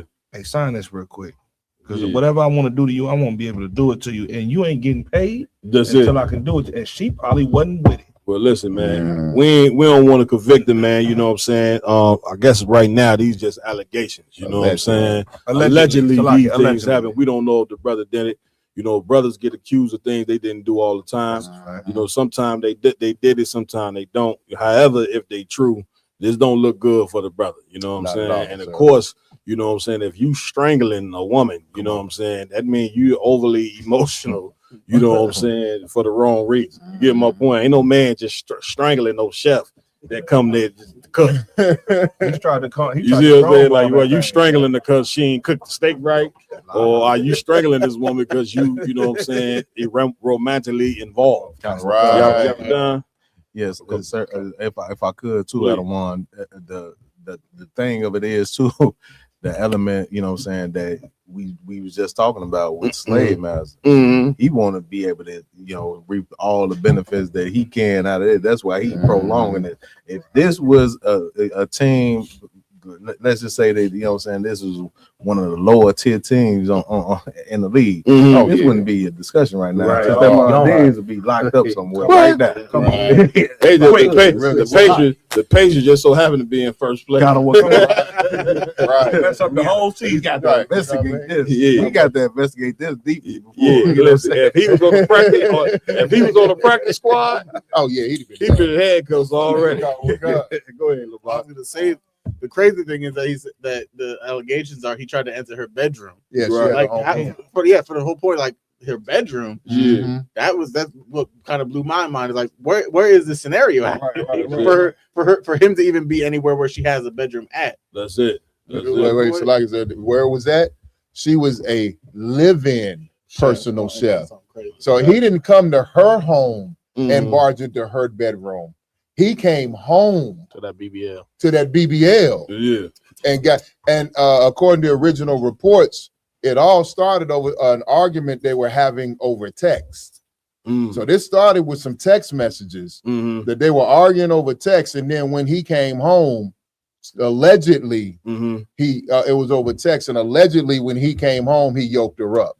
So in the investigation, what the meat of the investigation is going to be, is what were they arguing about over them text messages. That's it. Go ahead, please. Instead of calling her your live-in private chef or personal chef, why don't you just do what frees you and call her your other wife? Because allegedly, because that's all she is. Right. So you got a room in your house and she cooks for you, brother, and she's giving you the cakes. You in the box. Allegedly. Allegedly. Why don't you just do what frees you? You got multiple wives. Cardi B ain't tripping. She already said she ain't. Hey, come on. They go to interview right here. You know we're gonna pull Cardi B. Right there. It's right here. You know what I'm saying? Because this is the brother, you know what I'm saying, that had 3 babies. He had a baby with Cardi B and then had 3 other babies outside of Cardi B. At the same time. This brother, this brother here is, we can't knock him on this. I ain't mad at you. Right. Listen, Stefon, Stefon, brother, I ain't gonna knock you. You getting a lot of tail out there. Stefon digging. You know what I'm saying? But listen, the one thing about getting a lot of tail, you know what I'm saying, which a man having more than one woman is not unlawful. That's right. You know what I'm saying? But you got to make sure each and every woman that you get, you know what I'm saying, is right. That's And right. you know what I'm saying? That's right. A woman, you know what I'm saying, that's getting the BBL, you know what I'm saying, getting, you know what I'm saying, silicone put in her ass, you know what I'm saying, she ain't gonna have the best mind. Right. You get my point? Yeah, So that's you're right, gonna sir. be arguing, you know what I'm saying, with a woman that's doing that. So, you know what I'm saying? What we at with? Cardi B. Please. I wish you would have said this about Offset. Yours? I already had a baby. Y'all want me to put my baby back in my? So Cardi B has been getting backlash online from fans That's surrounding. all. No, it was more. It was more. Y'all want me to leave my man and yours? I already had a baby. Y'all want me to put my baby back in my? So Cardi B has been getting backlash online from fans. It was a surrounding the video where it was relationship longer with when she, Stefon Diggs. you know what I'm saying? But nevertheless, you know what I'm saying? Y'all got the point. Social media, you know what I'm saying? They got on her. You know what I'm saying? Because of course everybody knows this was a woman, you know what I'm saying, that had left the rapper Offset because he had too many women. Right. Just for her to go get with a man that got too many women. But this man, she not gonna leave. Right. And then that's what she was saying. What y'all want me to take the baby and put it back in my vagina? Then she was like, what y'all want me to leave him? I'm not gonna leave my man. And she don't even understand why people were saying this to her. Right. You see what I'm saying? She got a ton of cash. You know what I'm saying? But not once again, this is a good lesson. Everybody with money don't have intelligence. That's right. Because she don't even understand why people are ridiculing her. Because you know what I'm saying, sis, you left a man, you claim you left a man who had too many women just to go get one that got too many goddamn women. So you you broke up a family and caused a broken home, you know what I'm saying? Basically for nothing, for something that you are now accepting. Right. You see what I'm saying? Which she is the poster child for stupid women, man. Damn right. You know, I'm coming to you out. You understand? Like she's the poster child for that. Like if you want a dictionary and put in the dictionary stupid women, Cardi B's face should be up there. God, you see what I'm saying? Because of course, you know what I'm saying, this is what a ton of women have done. You know what I'm saying? She represents so many women that have done that. Oh, yeah, you know what I'm saying? That claim they leaving a man because a man is dealing with more than one woman, you know what I'm saying, just to go get with a man that's dealing with more women than the man that you left. Hey, come on. My yard. Hey, Cap, and if I could, like, Cardi did this before, though. Like when Offset first got quote unquote caught cheating with another chick, she went online and went to bat for him and said the same thing. Y'all want me to leave my man? This is my husband. We married. We got a kid. I'm not gonna do this. I'm not gonna do that. Then she ends up leaving him. You know what I'm saying? So that whole defending him online, she's done that before with Offset. You know what I'm saying? I got you. Right. So this is just how Cardi does. You know what I mean? Like you said, because she leaves. Her narcissism. So what you break it down is her narcissism hasn't kicked in yet on Stefon Diggs. Not yet. Once the backlash keep going, if they keep poking at her and prodding at her and asking her questions, her ego gonna kick in, and then she gonna leave and she gonna go with the next nigga that got more women. And here's the thing: you left a brother because he had a couple groupies. To go with a brother that got, like you said, all these groupies, and at the same time when you were pregnant, he had 3 other women pregnant. Right. So he got 4 kids that was born within the same month or 2. And not just you wouldn't got 3 other women pregnant. Allegedly, he out here strangling them. He out here right. He out here putting the strangulation. Right. Good. He's strangling the live-in chef. Yeah. You know what I mean? And go ahead, Pre. It's like I said, in the law class, I was saying, here's the problem with Cardi B. Even Offset, you know what I'm saying? Him marrying Cardi B, he married, you know, biblically what would be called a whore. You know what I'm saying? And you can't make a whore into a housewife. I don't care who it is. Get a brother. You know what I'm saying? Cardi B was already out there when Offset married her. So that relationship was doomed. And now she done stepped out on him with another man. Stefon, the Lord is not with him because he didn't went and married this whore and had a baby by her. You know what I'm saying? And the next man, and so on and so on and so forth. So brothers that are out here, listen, Cardi and sisters, Cardi B is not the woman that you want to marry, date, have a baby with, or even lay down with. And sisters, the Cardi B is not the woman that you want to be. Damn right. Yo, Don, get down. If I could too, just to add on what the brother's saying, that one, like, you know what I'm saying, the Cardi B, you know what I'm saying, is gonna make herself look like the victim in this. And then she's gonna go on with another man and repeat this cycle. But what sisters need to understand is this. Like, you know what I'm saying? Like, if you make a commitment, like, you know what I'm saying? Like she did with Offset, right? And make these kids and different things of that. Make a family and make a life. Yes, you know what I'm saying? You got to deal with the consequences of your actions. Yes, in the Bible, it says that you are to be with your husband to the day he dies. That's you it. know what I'm That's saying? it. And that's the commitment you make. You got to make that decision from the jump. That's it. Not, That's you it. know what I'm saying? Oh, yeah, I just got lost in the sauce. That's it. You got to make that decision from the jump. That's it. Why you got to be selective about who you choose to give your body to. That's it. Damn right. Get a brother a hand on that. Damn right. Listen, here's the lesson in this for women. Sometimes the grass ain't always greener on the Damn other right. side. Damn right. You see what I'm saying? Like you have issue with a man, which in any marriage, you know what I'm saying? I'm sure her and Offset had some issues. We ain't saying the brother perfect by no stretch of the imagination. Right. But sisters in their ignorance believe that they gonna go ahead and fix, you know what I'm saying, the problems they having with the man they with in a relationship by going to get another man. What you gonna run into a saying, especially the whole issue with a man dealing with more than one woman. I hate to just tell you, sisters, a man dealing with more than one woman is natural. Just like a woman having multiple kids. You see what I'm saying? It's something that is natural. You know what I'm saying? But women believe, you know what I'm saying, that they're hated because a man goes and get another woman. Now, of course, the Offset ain't doing it responsibly. You know what I'm saying? He had a woman, then he goes and get with other women, you know what I'm saying, and throw them away. Right. You know what I'm saying? But goes to show you our shame is constantly before us from not being taught the records of who we are as a people. That's right. You see what I'm saying? So now our celebrities are left to take the fall of the failure of us not having our culture. Right. You know what I'm saying? This is really what really this means is how much we need our culture. That's you get right. what I'm saying? Like That's the brother right. just quoted the scripture and said, a woman is bound to her husband so long as that man liveth. See what I'm saying? But Cardi don't know that. The Offset don't know that.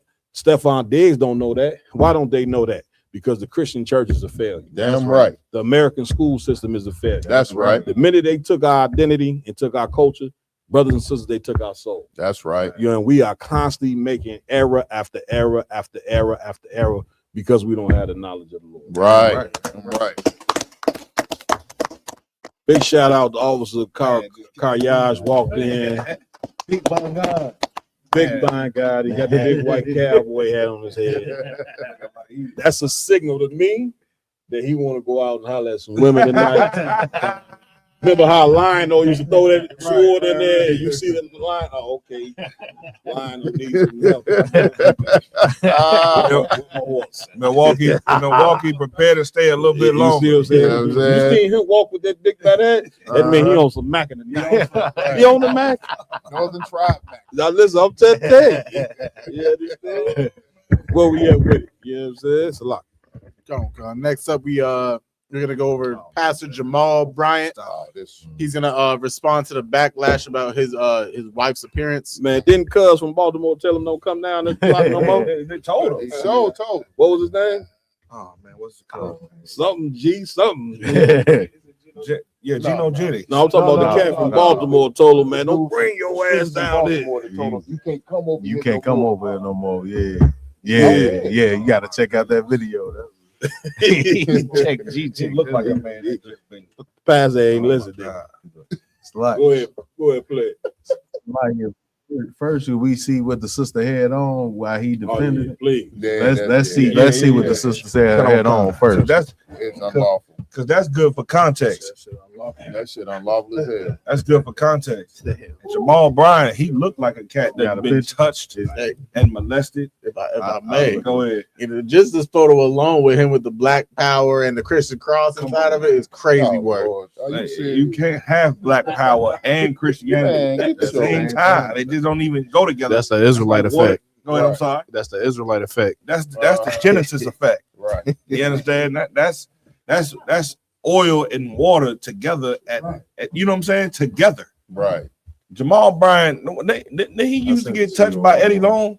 He used to get touched by Eddie Long, right? I sent it to you. Then Jamal Bryant get sent to school from Eddie Long, right?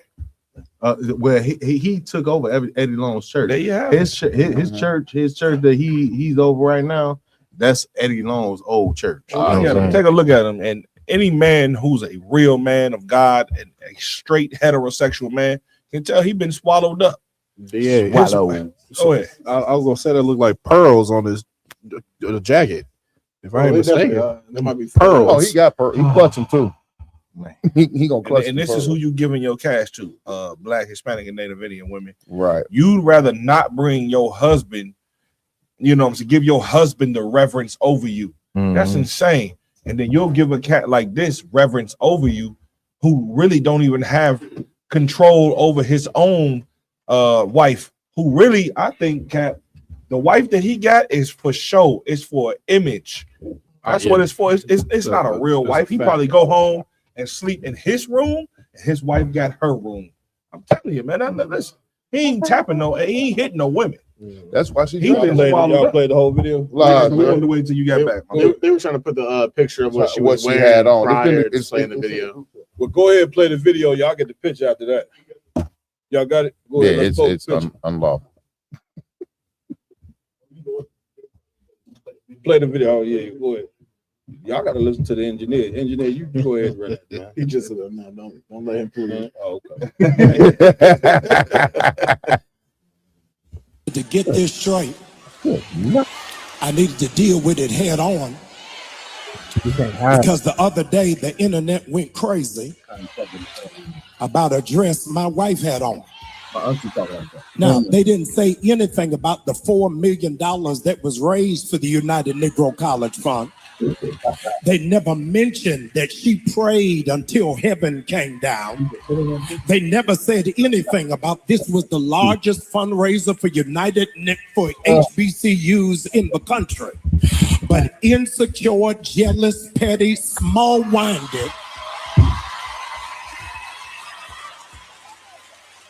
people got in their feelings and set up a false barometer of holiness based off of a dress. Now you got to help some people because some people have embraced the full knowledge of ignorance without any assistance for understanding. The dress was not see-through. The dress was flesh color.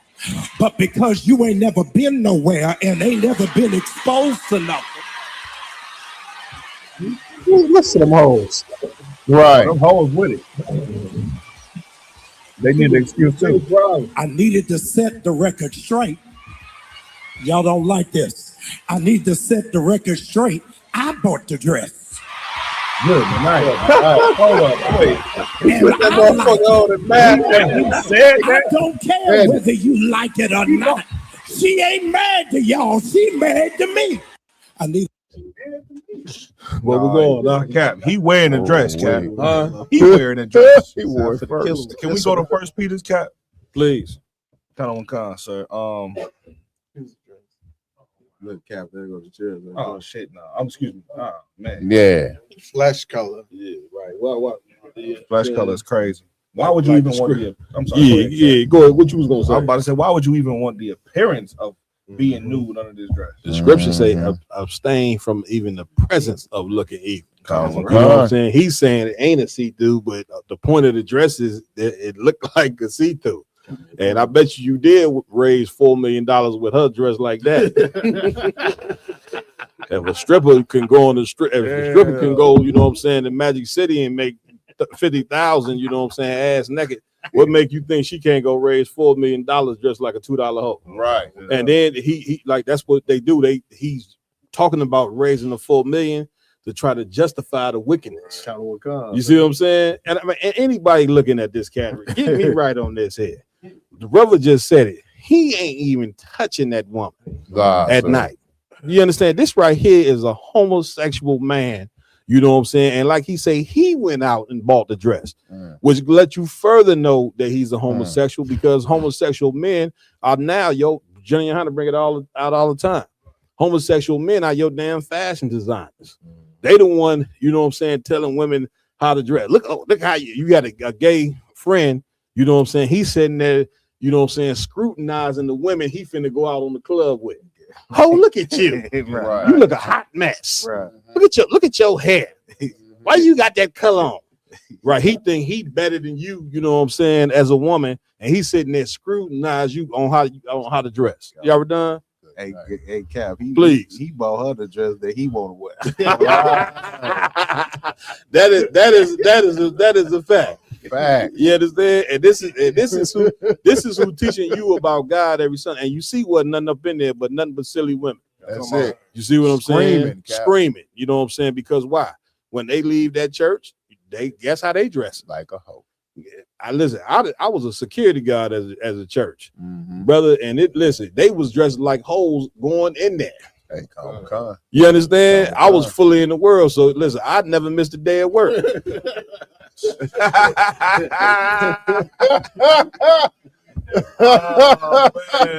Never. It's plenty of jobs I called off from. I never called off from there when I was front center. He's opening the church. That's it. Because they was walking in that joint dressed like hoes. Come on, my Hey, y'all. when I was in the World Cap, as a Please. young boy, I used to always hear the old head say it. And you know what I'm saying? I didn't really understand it until I went. He said, man, listen, you don't go out there. If you want to find you a woman, you don't go to no club. Right. He said, it's two places you go. Go ahead. Church and the grocery store. But you go to church first. You know what I'm saying? He said, you really want to find you a woman? All the women up in church.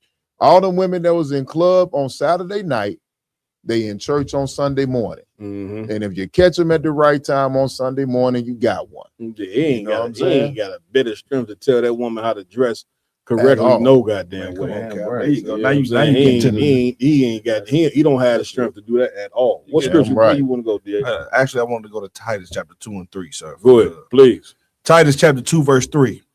The aged woman likewise, that they be in behavior as becometh holiness. Break it down. Meaning, okay, in the scriptures, you looking at women who like Sarah. The scriptures say you got to be like Sarah was, and you need to be a daughter of Sarah, not like Eve was, or not like Jezebel was, not like all of them messed up women in the Bible were. That's it. But you got to be a woman who's chaste. You got to be a woman who cares about her children. A woman who cares about her children will never. You remember that video? Since we talking about Cardi B, remember when Cardi B was playing her music and her daughter walked in, she cut it off immediately. She cares about her child in the image that her child looks at her in. That's it. You gotta be like that. That's it. Because a woman who dressed like this does not give a damn about what her daughter even cares to see. Get it, brother. Hey, Slack, sir. Please. I know we don't usually do it. Can I bring a scripture, sir? No, let him finish what he is. Sir.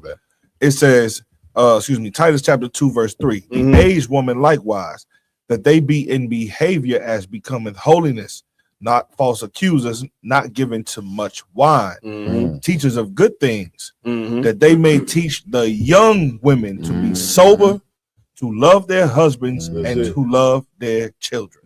Right, you know what I'm saying? Listen, the way she dressed, it definitely wasn't holy. It was holy. It definitely wasn't holy. Like a woman, you know what I'm saying? It's very important that a woman, you know what I'm saying, just like a man, that she learn the culture that the Most High want her to know. You know what I'm saying? And dressing appropriately, you know what I'm saying, is something that a woman's supposed to learn from when she's young. You get what I'm saying? But of course, you know what I'm saying, our women have totally lost their way. You know what I'm saying? They not being led properly at all. And therefore, this is the end result. Because the place that's supposed to have the morality, this is the church. This cat right here is a prominent preacher, which means his wife, you know what I'm saying, is something that the other women are looking to. That's right. So if she's wearing a dress that appears as though she's naked under the goddamn dress, then how do you think, you know what I'm saying, our young daughters are gonna perceive how a woman of God is supposed to be. Mm-hmm. You know what I'm saying? This is why you have strippers standing in a circle and having prayer circles in the damn strip club. They holding hands. This is the reason why you have those prayer circles. Damn right. So Partazar? Yeah. And it's like, and as well, so I don't know why, but for some reason, the older women feel they in competition with the younger women. Yeah, and this, you know what I'm saying? That's it. And they dressing like this really to try to compete as well. That's it. You know what I'm saying? When the older woman supposed to be showing the younger women how to be modest. Right. You know what I'm saying? That's it. That's why the spirit of whoredom is running so rampant, because you have the women that's supposed to teach the women how to be women competing with the whores. That's it. Damn right. Come on, my y'all. Hey, Flaco, so if I could, for the pastor that's defending his wife, you know what I'm saying? 1 Timothy chapter 2 and verse 9. Go ahead. In like manner also, that women adorn themselves in modest apparel. Modest what? Modest apparel. That's it. You understand? That means cover up that big behind, cover up them breasts. You know what I'm saying? Not wearing nothing too tight. No flesh You know what color. I'm saying? Like a woman, you know, woman of today, because she's being taught. You know what I'm saying? This is proof that the church teach our women how to be whores and teach our women how to dress. Hold your point. Teach our women how to dress like whores. Right. You get what I'm saying? And so therefore, a woman, if she don't know how to dress, you know for sure she don't know how to act out.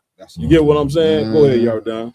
Yeah, kind of. So just to like piggyback on what this brother's saying is like this, like the modest apparel, like he addressed that as well, but he addresses like Christianity, right? So he says like, okay, pastors out there talking about her not being modest, but they don't teach on gluttony. So he basically saying like, okay, yeah, she's sinning, but y'all saying too, and y'all don't talk about y'all saying. But this is how he addresses this to his church. That's it. Because but besides them dealing with the situation at hand, they're gonna divert and deflect to something else and not deal with the issue at hand. We're not talking about gluttony right now. We're talking about modest apparel. If this sister is out here showing her ass and she's not supposed to, that's it. Then let's deal with that issue. And listen, and to get a brother in hand, you know what I'm saying? And the modest apparel, you know what I'm saying?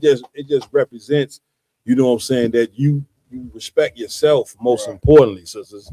You see what I'm saying? And that if you have a man, you respect that man. You know what I'm saying? No woman, you know what I'm saying, should be going out there dressed like that, you know what I'm saying, and she got a man at home showing her breasts with a tight, that means she don't have any respect. You see what I'm saying? I'm right. And it is extra evil. And what it shows you is that a woman thinks that showing her body is what make her important. Right. You see what I'm saying? And that's the worst thing that you could do to our sisters. You got to teach our sisters that they mind. That brain that's in that head right there is the most important muscle and vessel that a woman has. Damn right. You know what I'm saying? Is to be able to learn wisdom and accept women. Wisdom. That's what make a woman a woman. A woman that's gonna say, well, you know what? My man fear the Lord, I'm gonna fear the Lord. Fearing the Lord and taking the Lord's wisdom is the best thing that I can do as a woman, because as you can see in today's society right now, majority of our women are stupid.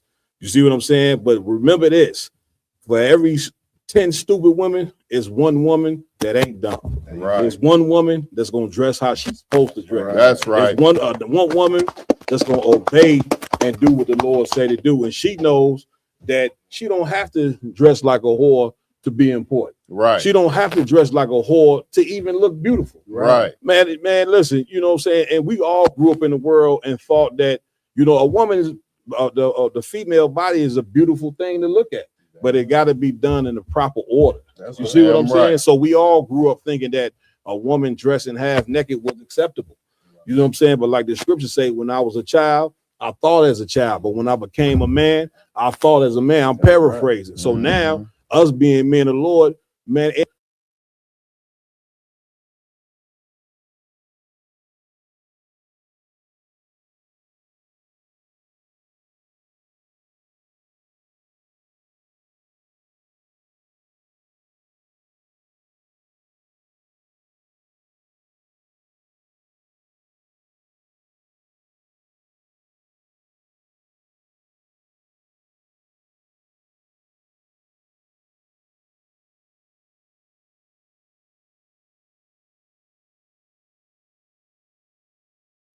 these women are absolutely silly because, like you just said, Cap, they put these clothes on because you know what they really need? They need male attention. But here's what they never think about, Cap. This is what makes them so silly. Go ahead.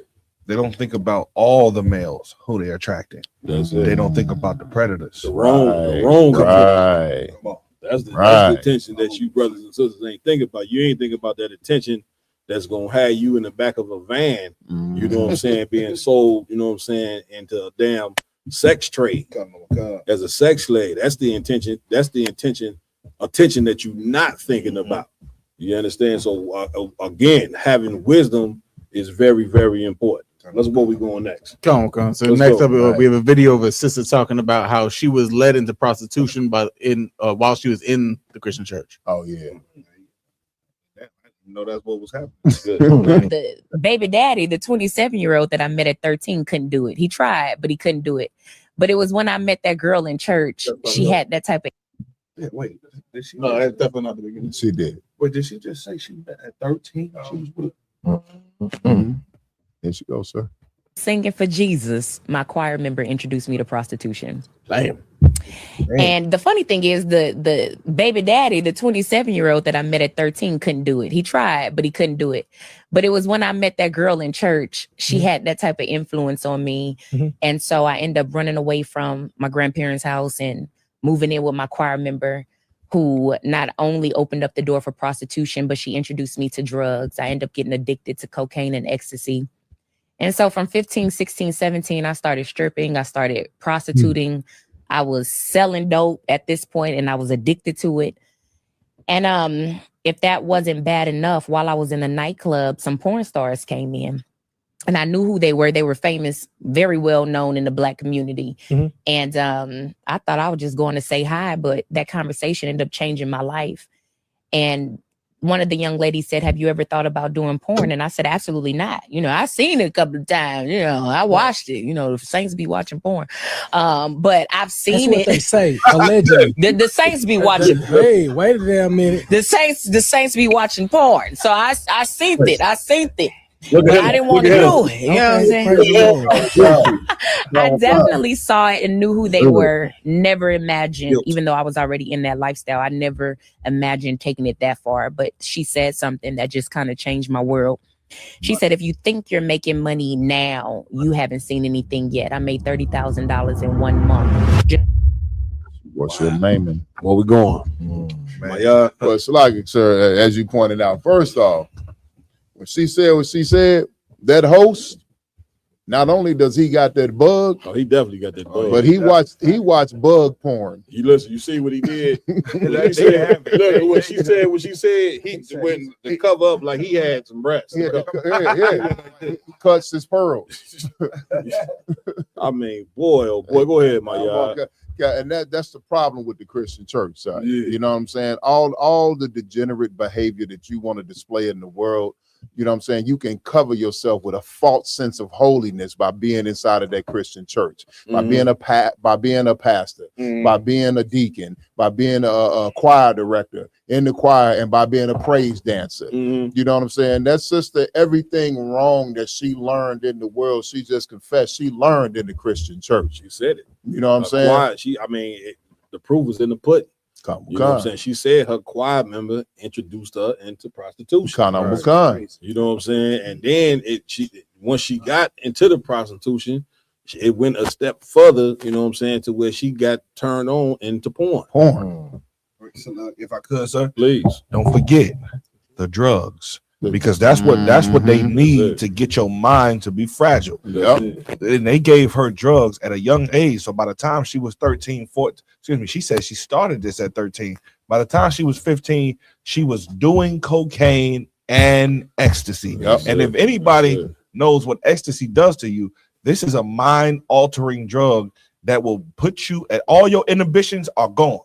I don't give a damn what you think. Your inhibitions are out of there. So that thing that you say, "Oh, I have a boundary against this," you'll be doing it at a high rate because you are on ecstasy. To give that to a young mind, 15 years old, people ain't grown till they 25. Hell, scientifically, the human brain is not mature until you're in your 20s. Right. So to give somebody ecstasy and put them in an environment of a sex worker, you understand, in the Christian church. So not only are you giving them drugs and you giving them now you putting the Christian church into it too. You see what I'm saying? Which is here's the number one thing they're gonna go to, Cap, if I could. Please. Nobody's perfect. Oh wait. No, y'all done? If I could, sir. Somebody, while you do real quick, somebody get for me. You can't serve God and mammon. Oh, Con, I was giving that up, Cap. It was a wise man, you know what I'm saying? He made a post on Facebook, you know what I'm saying, not too long ago, you know, said that a demon ain't gonna tell you they're a demon. Right. You know what I'm saying? It's gonna dress itself up like it's something, you know what I'm saying, like it's something good. That's it. You know what I'm saying? Like, you know what I'm saying, your choir member. That's you it. know what I'm saying? Like the person that like the Christian church. Like the Christian church. The Christian church, you know what I'm saying? They speak when we say that the Christian church is the house of Satan. People expect for the church members to come out and say this is the house of Satan moving forward.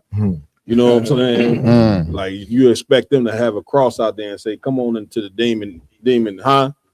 Right, the demon church. Like that ain't how it go. You know what I'm saying? They're gonna front like they God. Right. You know what I'm saying? You heard what they said. You heard what the homosexuals said. The saints do watch porn.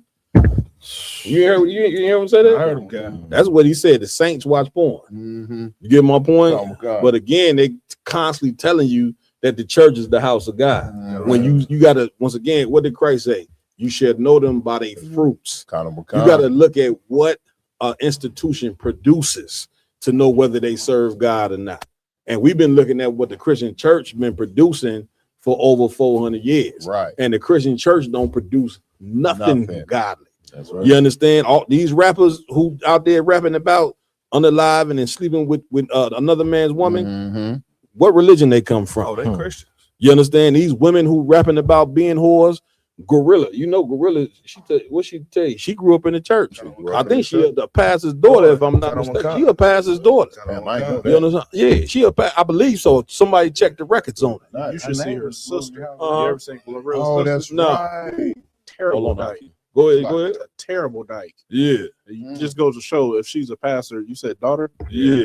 I mean, it's all in the family. And something always amazed me, you know what I'm saying, coming up as a child, is that for some reason I was telling y'all this. Yeah. That the preacher's daughter was always the worst hoe in the neighborhood. And I couldn't, as a kid, I couldn't put it together because I said, well, her father's a preacher. This is a house of God. Why is the preacher's daughter always the nastiest?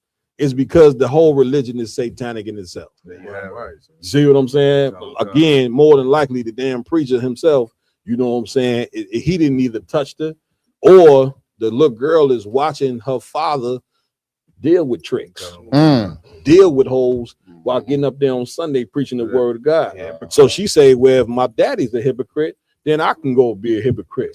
If my daddy is touching me and if the church members is molesting me, then guess what? When I go up, I'm gonna believe my sexuality is what's really important. So now I'm gonna be the biggest hole in the neighborhood. Only the men in the ISUPK and the Commander Jenny Hunters have the wisdom and the knowledge to pull the covers off of Christianity. See what I'm saying? Cap, if I may, please. Like, here's what I'm sorry I skimmed over. Salakia. This girl said that she left her home.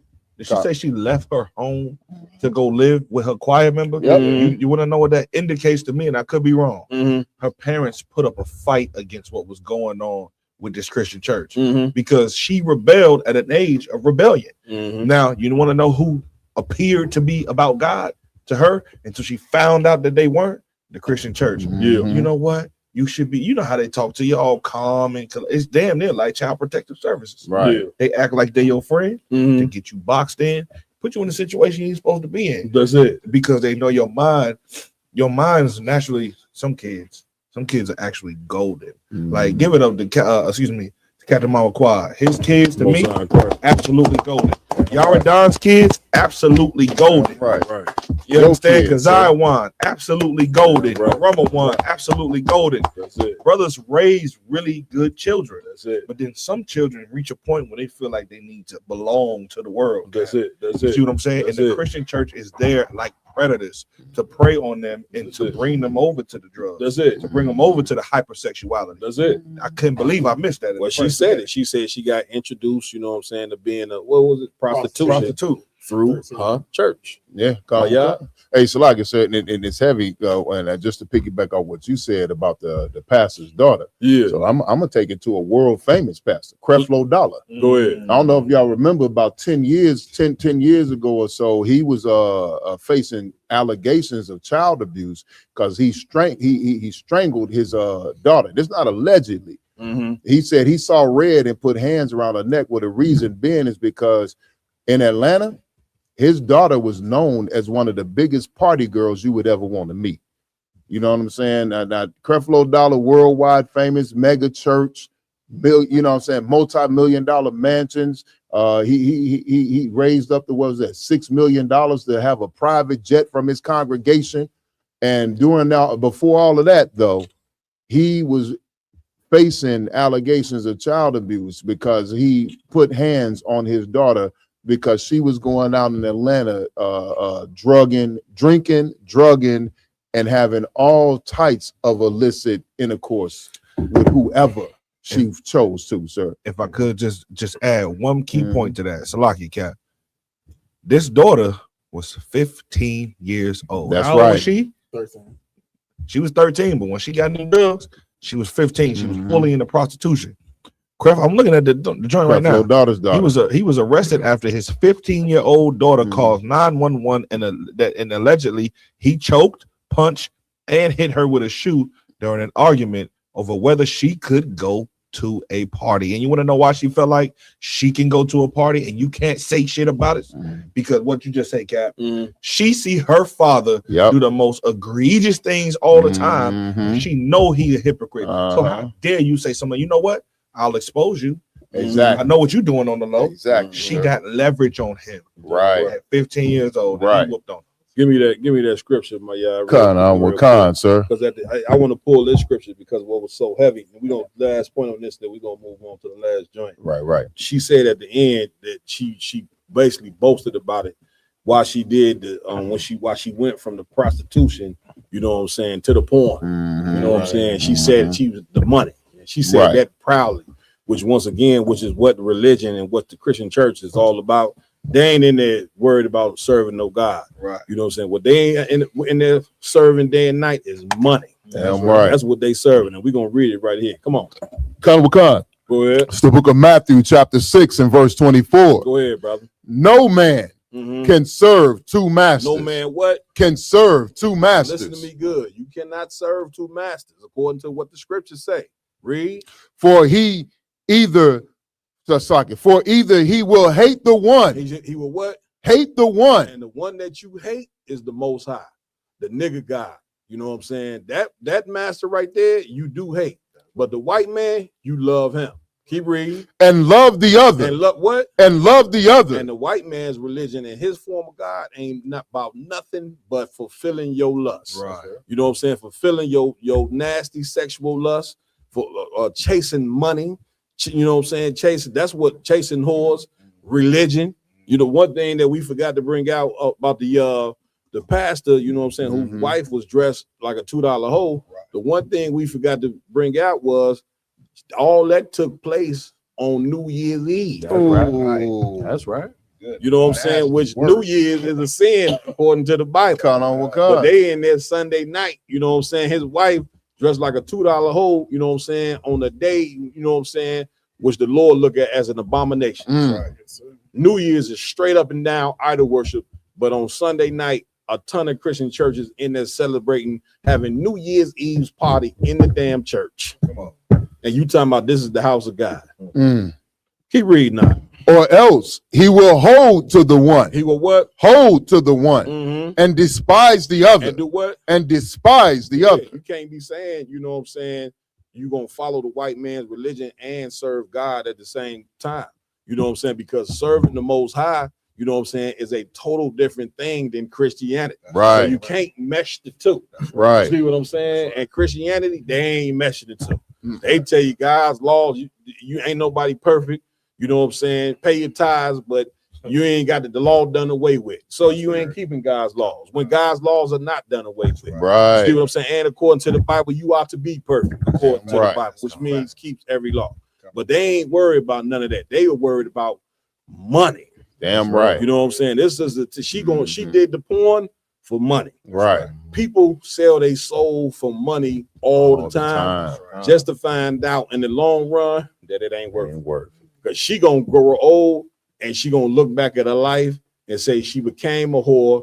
She did porn all in the pursuit of money. You know what I'm saying? And all of it was for nothing. That's right. When a woman and a man this is what you're gonna find out. Keeping morals, you know what I'm saying? Holding on to a moral compass is the most beautiful thing that you can do, whether you rich or poor. Right. Sometimes you got damn right. The Bible speaks about a person being content. Who, you know what I'm saying? If you're in a poverty situation, yeah, you're gonna want more money. Yeah, you might want a bigger house, but at the cost of what? Right. At the cost of selling your soul to get it, right. It ain't worth it. Come on, y'all down. Yeah. Oh. What's so heavy about what you just said? Most And how you tied it into what Jamal Brown was saying. You see how he mentioned the $4 million. No, for sure. Because that's really the God. That's it. That's right. That's it. really the God. Money is that money is the God. Right. You know what I'm saying? Go ahead, my y'all must got some more over there because he pointing to the scripture. Hey, go ahead. Ye cannot serve God and Mammon. And what? And Mammon. Mammon is money. Money. You understand? But the church don't understand that, right? Because then it's called prosperity pimping. Right. What is it? Prosperity gospel. Prosperity gospel. Prosperity gospel. Not prosperity doctrine. That's what they're giving you every Sunday. And they giving you that because they want you to believe God can only be with you if you're getting money. Right. Buy your way into heaven. You know what I'm saying? That's why drug dealers don't have no morals. Right. You know what I'm saying? Because a drug dealer, what he go do, you know what I'm saying, when he make 100,000 or 50,000, first thing he do is go to the jewelry store and go get an iced out white Jesus. Come on. Jesus piece. Jesus, get me right. Come on. He go get an iced out white Jesus. When that white Jesus is a man named Caesar Borgia, which was a homosexual. If he don't get an iced out white Jesus, you know what he go get, Canunya? An iced out cross. You see what I'm saying? When the damn cross, you know what I'm saying, is a symbol for murder incorporated. That's God right. damn it. The Roman Empire used to hang black people on the goddamn cross. And this is what you saying. This is how this represent Christ. Christ got murdered on the goddamn cross, and this is what you walking around with. The white man's symbol of mass murder. Talking about this right here is a symbol for God. Right. They don't walk around with a noose around their neck. Right. They don't walk around with a I'm coming to you, Lamont. Come on, if I may, like instances like this make because the Christian church always says, "Come as you are," and all that nonsense. Because you're able to do as much wickedness as possible, come to the church on Sunday, and it all gets absolved. You understand? The same way we just watched this, that one corn star, Lily Phillips, the one that had sex with 1,100 men in 12 hours. She just went and got baptized. Right. You understand? Just recently. And now all that whoredom and all that evilness just got washed away in the Christian church. Who would want that box?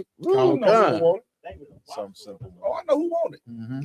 You know who's that, sir? Who wants that, sir? Kanye West. Oh, that's exactly what he wants. Some simple-minded Jake. Listen, Kanye West wants his fantasy out. His fantasy.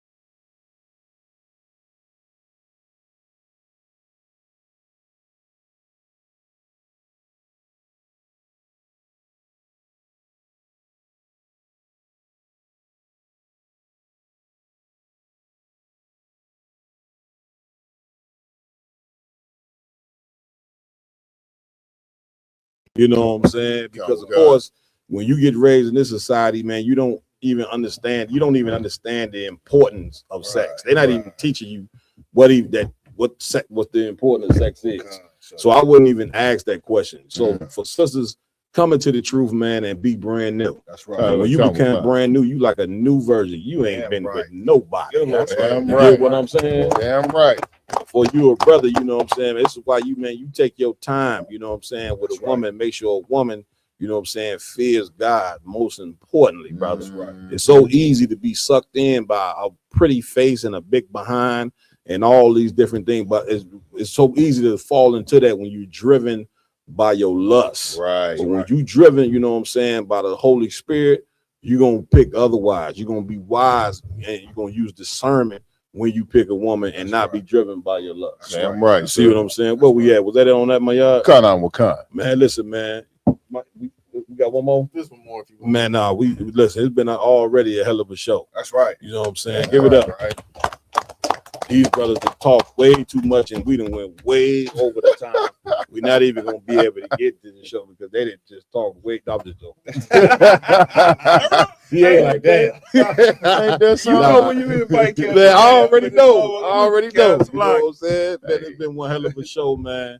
We did our thing, man. Rocked it out, man. We're gonna do the same thing next week. Round table with truth. You know what I'm saying? Right. And again, in a couple of weeks, man, we're gonna be down in the Natty. You know what I'm saying? Right. On the 17th. We're gonna go down there with Captain Napatazar, rock that thing out. You know what I'm saying? But no further ado, I'm gonna pass it over to Lamarkiala for announcements.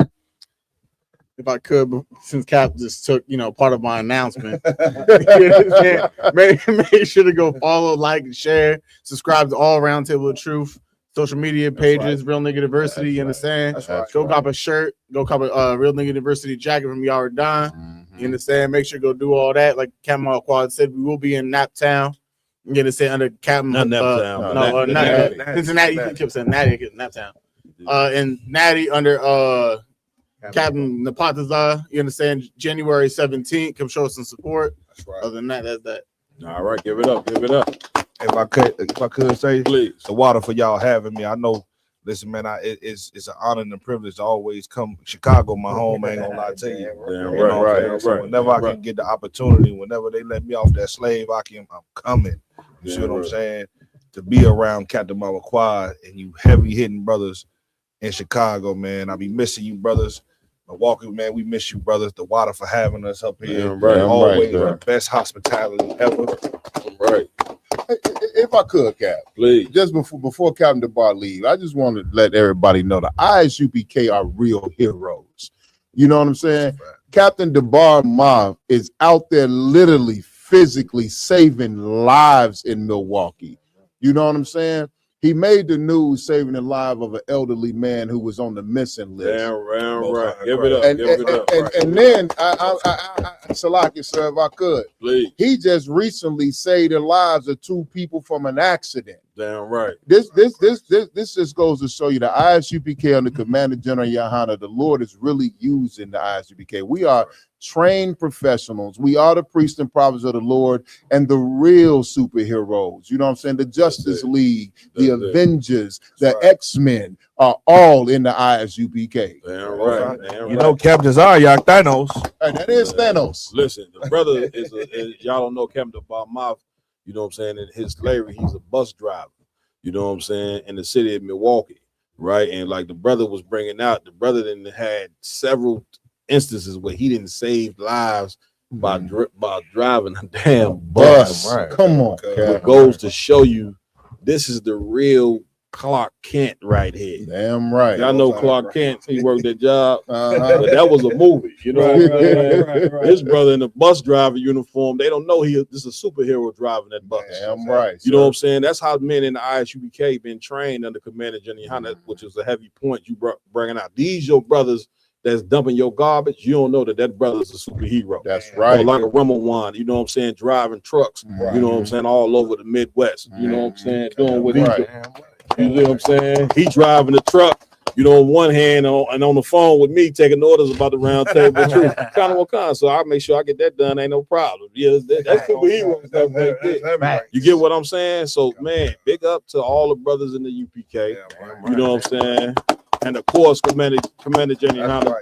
Let's go get the rest of our brothers, man, that's out there in this world. Damn right. And, you know what I'm saying? And bring more superheroes in here. And this is how this nation gonna get fixed. You know what I'm saying? Right. So let me wrap this thing up if I could. You know what I'm saying? I also want to give it up to Officer Yaradan. Give him a hand. Any announcement, Yaradan? Kind of what say if I could. Also, you know what I'm saying? Pay your tithes, man. That's a fact. ISUPK.com. You know what I'm saying? The priests and prophets of the Lord, you pay your tithes. You know what I'm saying? Damn right. Give the brothers, man, just like we mentioned it. You know what I'm saying? You got real superheroes doing real things in this place. You know what I'm saying? That's right.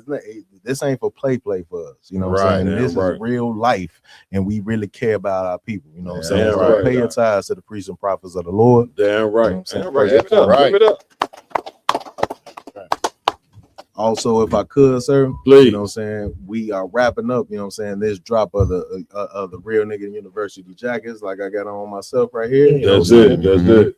So you can get your all leather Real Nigga University Letterman or your bombers, you know what I'm saying. Just go to diversecity.com, you know what I'm saying, put in your orders, get them in by Monday, you know what I'm saying. For this drop, you know what I'm saying, it's over with Monday, you know what I'm saying. Then you'll have to wait to Passover to get your joint in. If you don't get your joint in this. If I don't get mine first, everybody gonna have to wait anyway. Unless the generals, you know what I'm saying, place an order, or man, I'll rank me place an order. Other than that, you got to wait. I don't get my leather jacket because I'm telling you right now, everybody else shit getting on hold. That leather jacket don't come in that plastic. If you don't walk through that door with that grocery bag, you know what I'm saying? You can have a bag for car yard or whomever. I'm gonna say, brother, take that bag right on back to that car. I don't give a damn what colors you got. No, hey, was that it? Yeah, kind of. You know what I'm saying? Also, I want to give it up to Officer Iwalam. Any announcements, Iwalam? Come on, please. All right, Israel. It's January 2nd. That garment ain't gonna make itself. The plane ticket ain't gonna pay itself. The hotel. Make sure you get your affairs in order for Passover. Damn right. Which brings the point. Everybody is to pay a Passover fee. Damn right. You understand? Matter of fact, pass the mic to Mapatazaka so he can explain the Passover fee. Give him the mic. You know what I'm saying? He did it. He made a video, hell of a video, explaining the Passover fee. Get everybody to break down on that fee. Colonel Khan, sir. You know what I'm saying? I just brought out, you know what I'm saying, how Commander General Hunter has kept the price of Passover at $200. Damn right. Even with inflation. You know what I'm saying? Right. Inflation don't happen in the ISUPK. Damn you know what right. I'm saying? Damn right. So, you know, we got a week worth of festivities going on in Houston, Texas from April 1st through April 6th. You know what I'm saying? For adults over the age of 17 is $200, and under the age of 17 it will be free. You know what I'm saying? Commander General Hunter eats that cost for anybody under the age of 17. Damn right. Give it up. Give it up. And listen, make no mistake, because a lot of people get to be crying about the 200. Man, the 200 that everybody paying don't even eat up the bill that Commander Jenny Hunter. Do you know how expensive this Passover is? Right. Hey, you crying about $200 measly when the Christian church and they're telling people 1,000 plus 1,000. Cause they closing the doors and lock you in there. Telling niggas to lock the door. Strong going right. I would start telling Hey, lock the door. When I teach class on Wednesday, I'm telling you, give me a bottle of strength. I'm start saying, IG, lock that door. I said lock the door. IG ain't let nobody out. You done. Nah, you know what I'm saying. So man, pay that 200 He fee, joking, man. y'all. He joking. We got events, man. Wednesday, we got events Thursday, events Friday. Saturday, and Sunday. The $200, man, don't even make it. The price of the 200, the price the enjoyment you're gonna receive for the 200 it ain't even no number on it. You see what I'm saying? The brotherhood and sisterhood and the togetherness with blacks, Hispanics, and Native American Indians. The three, you know what I'm saying, sources of people that the white man hate, we all coming together in one unity because we are one people. Damn right. See what I'm saying? And just to mention while we talking about the Passover, the round table of truth, we will be down at the Passover for the round table. Ooh, this Passover edition. Special edition, and we kicking it off after the lamb slaughter. On Wednesday night, we're gonna be coming together, you know what I'm saying, with a cross podcast with Cross the Line Radio. And look, Cap always keep them hidden gems for you, man. And look, he held water all the way up until the end of the podcast. That's it. He held water. Black privilege. You don't pull out the big gun until the look gun. Harlem Night. To the look gun right out. Like a Harlem Night. Look at You get my point. So man, we're gonna be rocking it out past over April 1st. It's going down. Was that it, IG? Give a guy IG a hand. Damn right. Also want to give it up to Officer Maya. Any announcements, Maya? Hey, Connor McCon. Please. Hey, Sluggy, no matter where you at in the world, you know what I'm saying, go to isupk.com because the ISUPK is international. That's right. Find the local school in your area. You know what I'm saying? Attend class Monday through Friday, Monday through Saturday. You know what I'm saying? Monday through Friday, 7 to 9.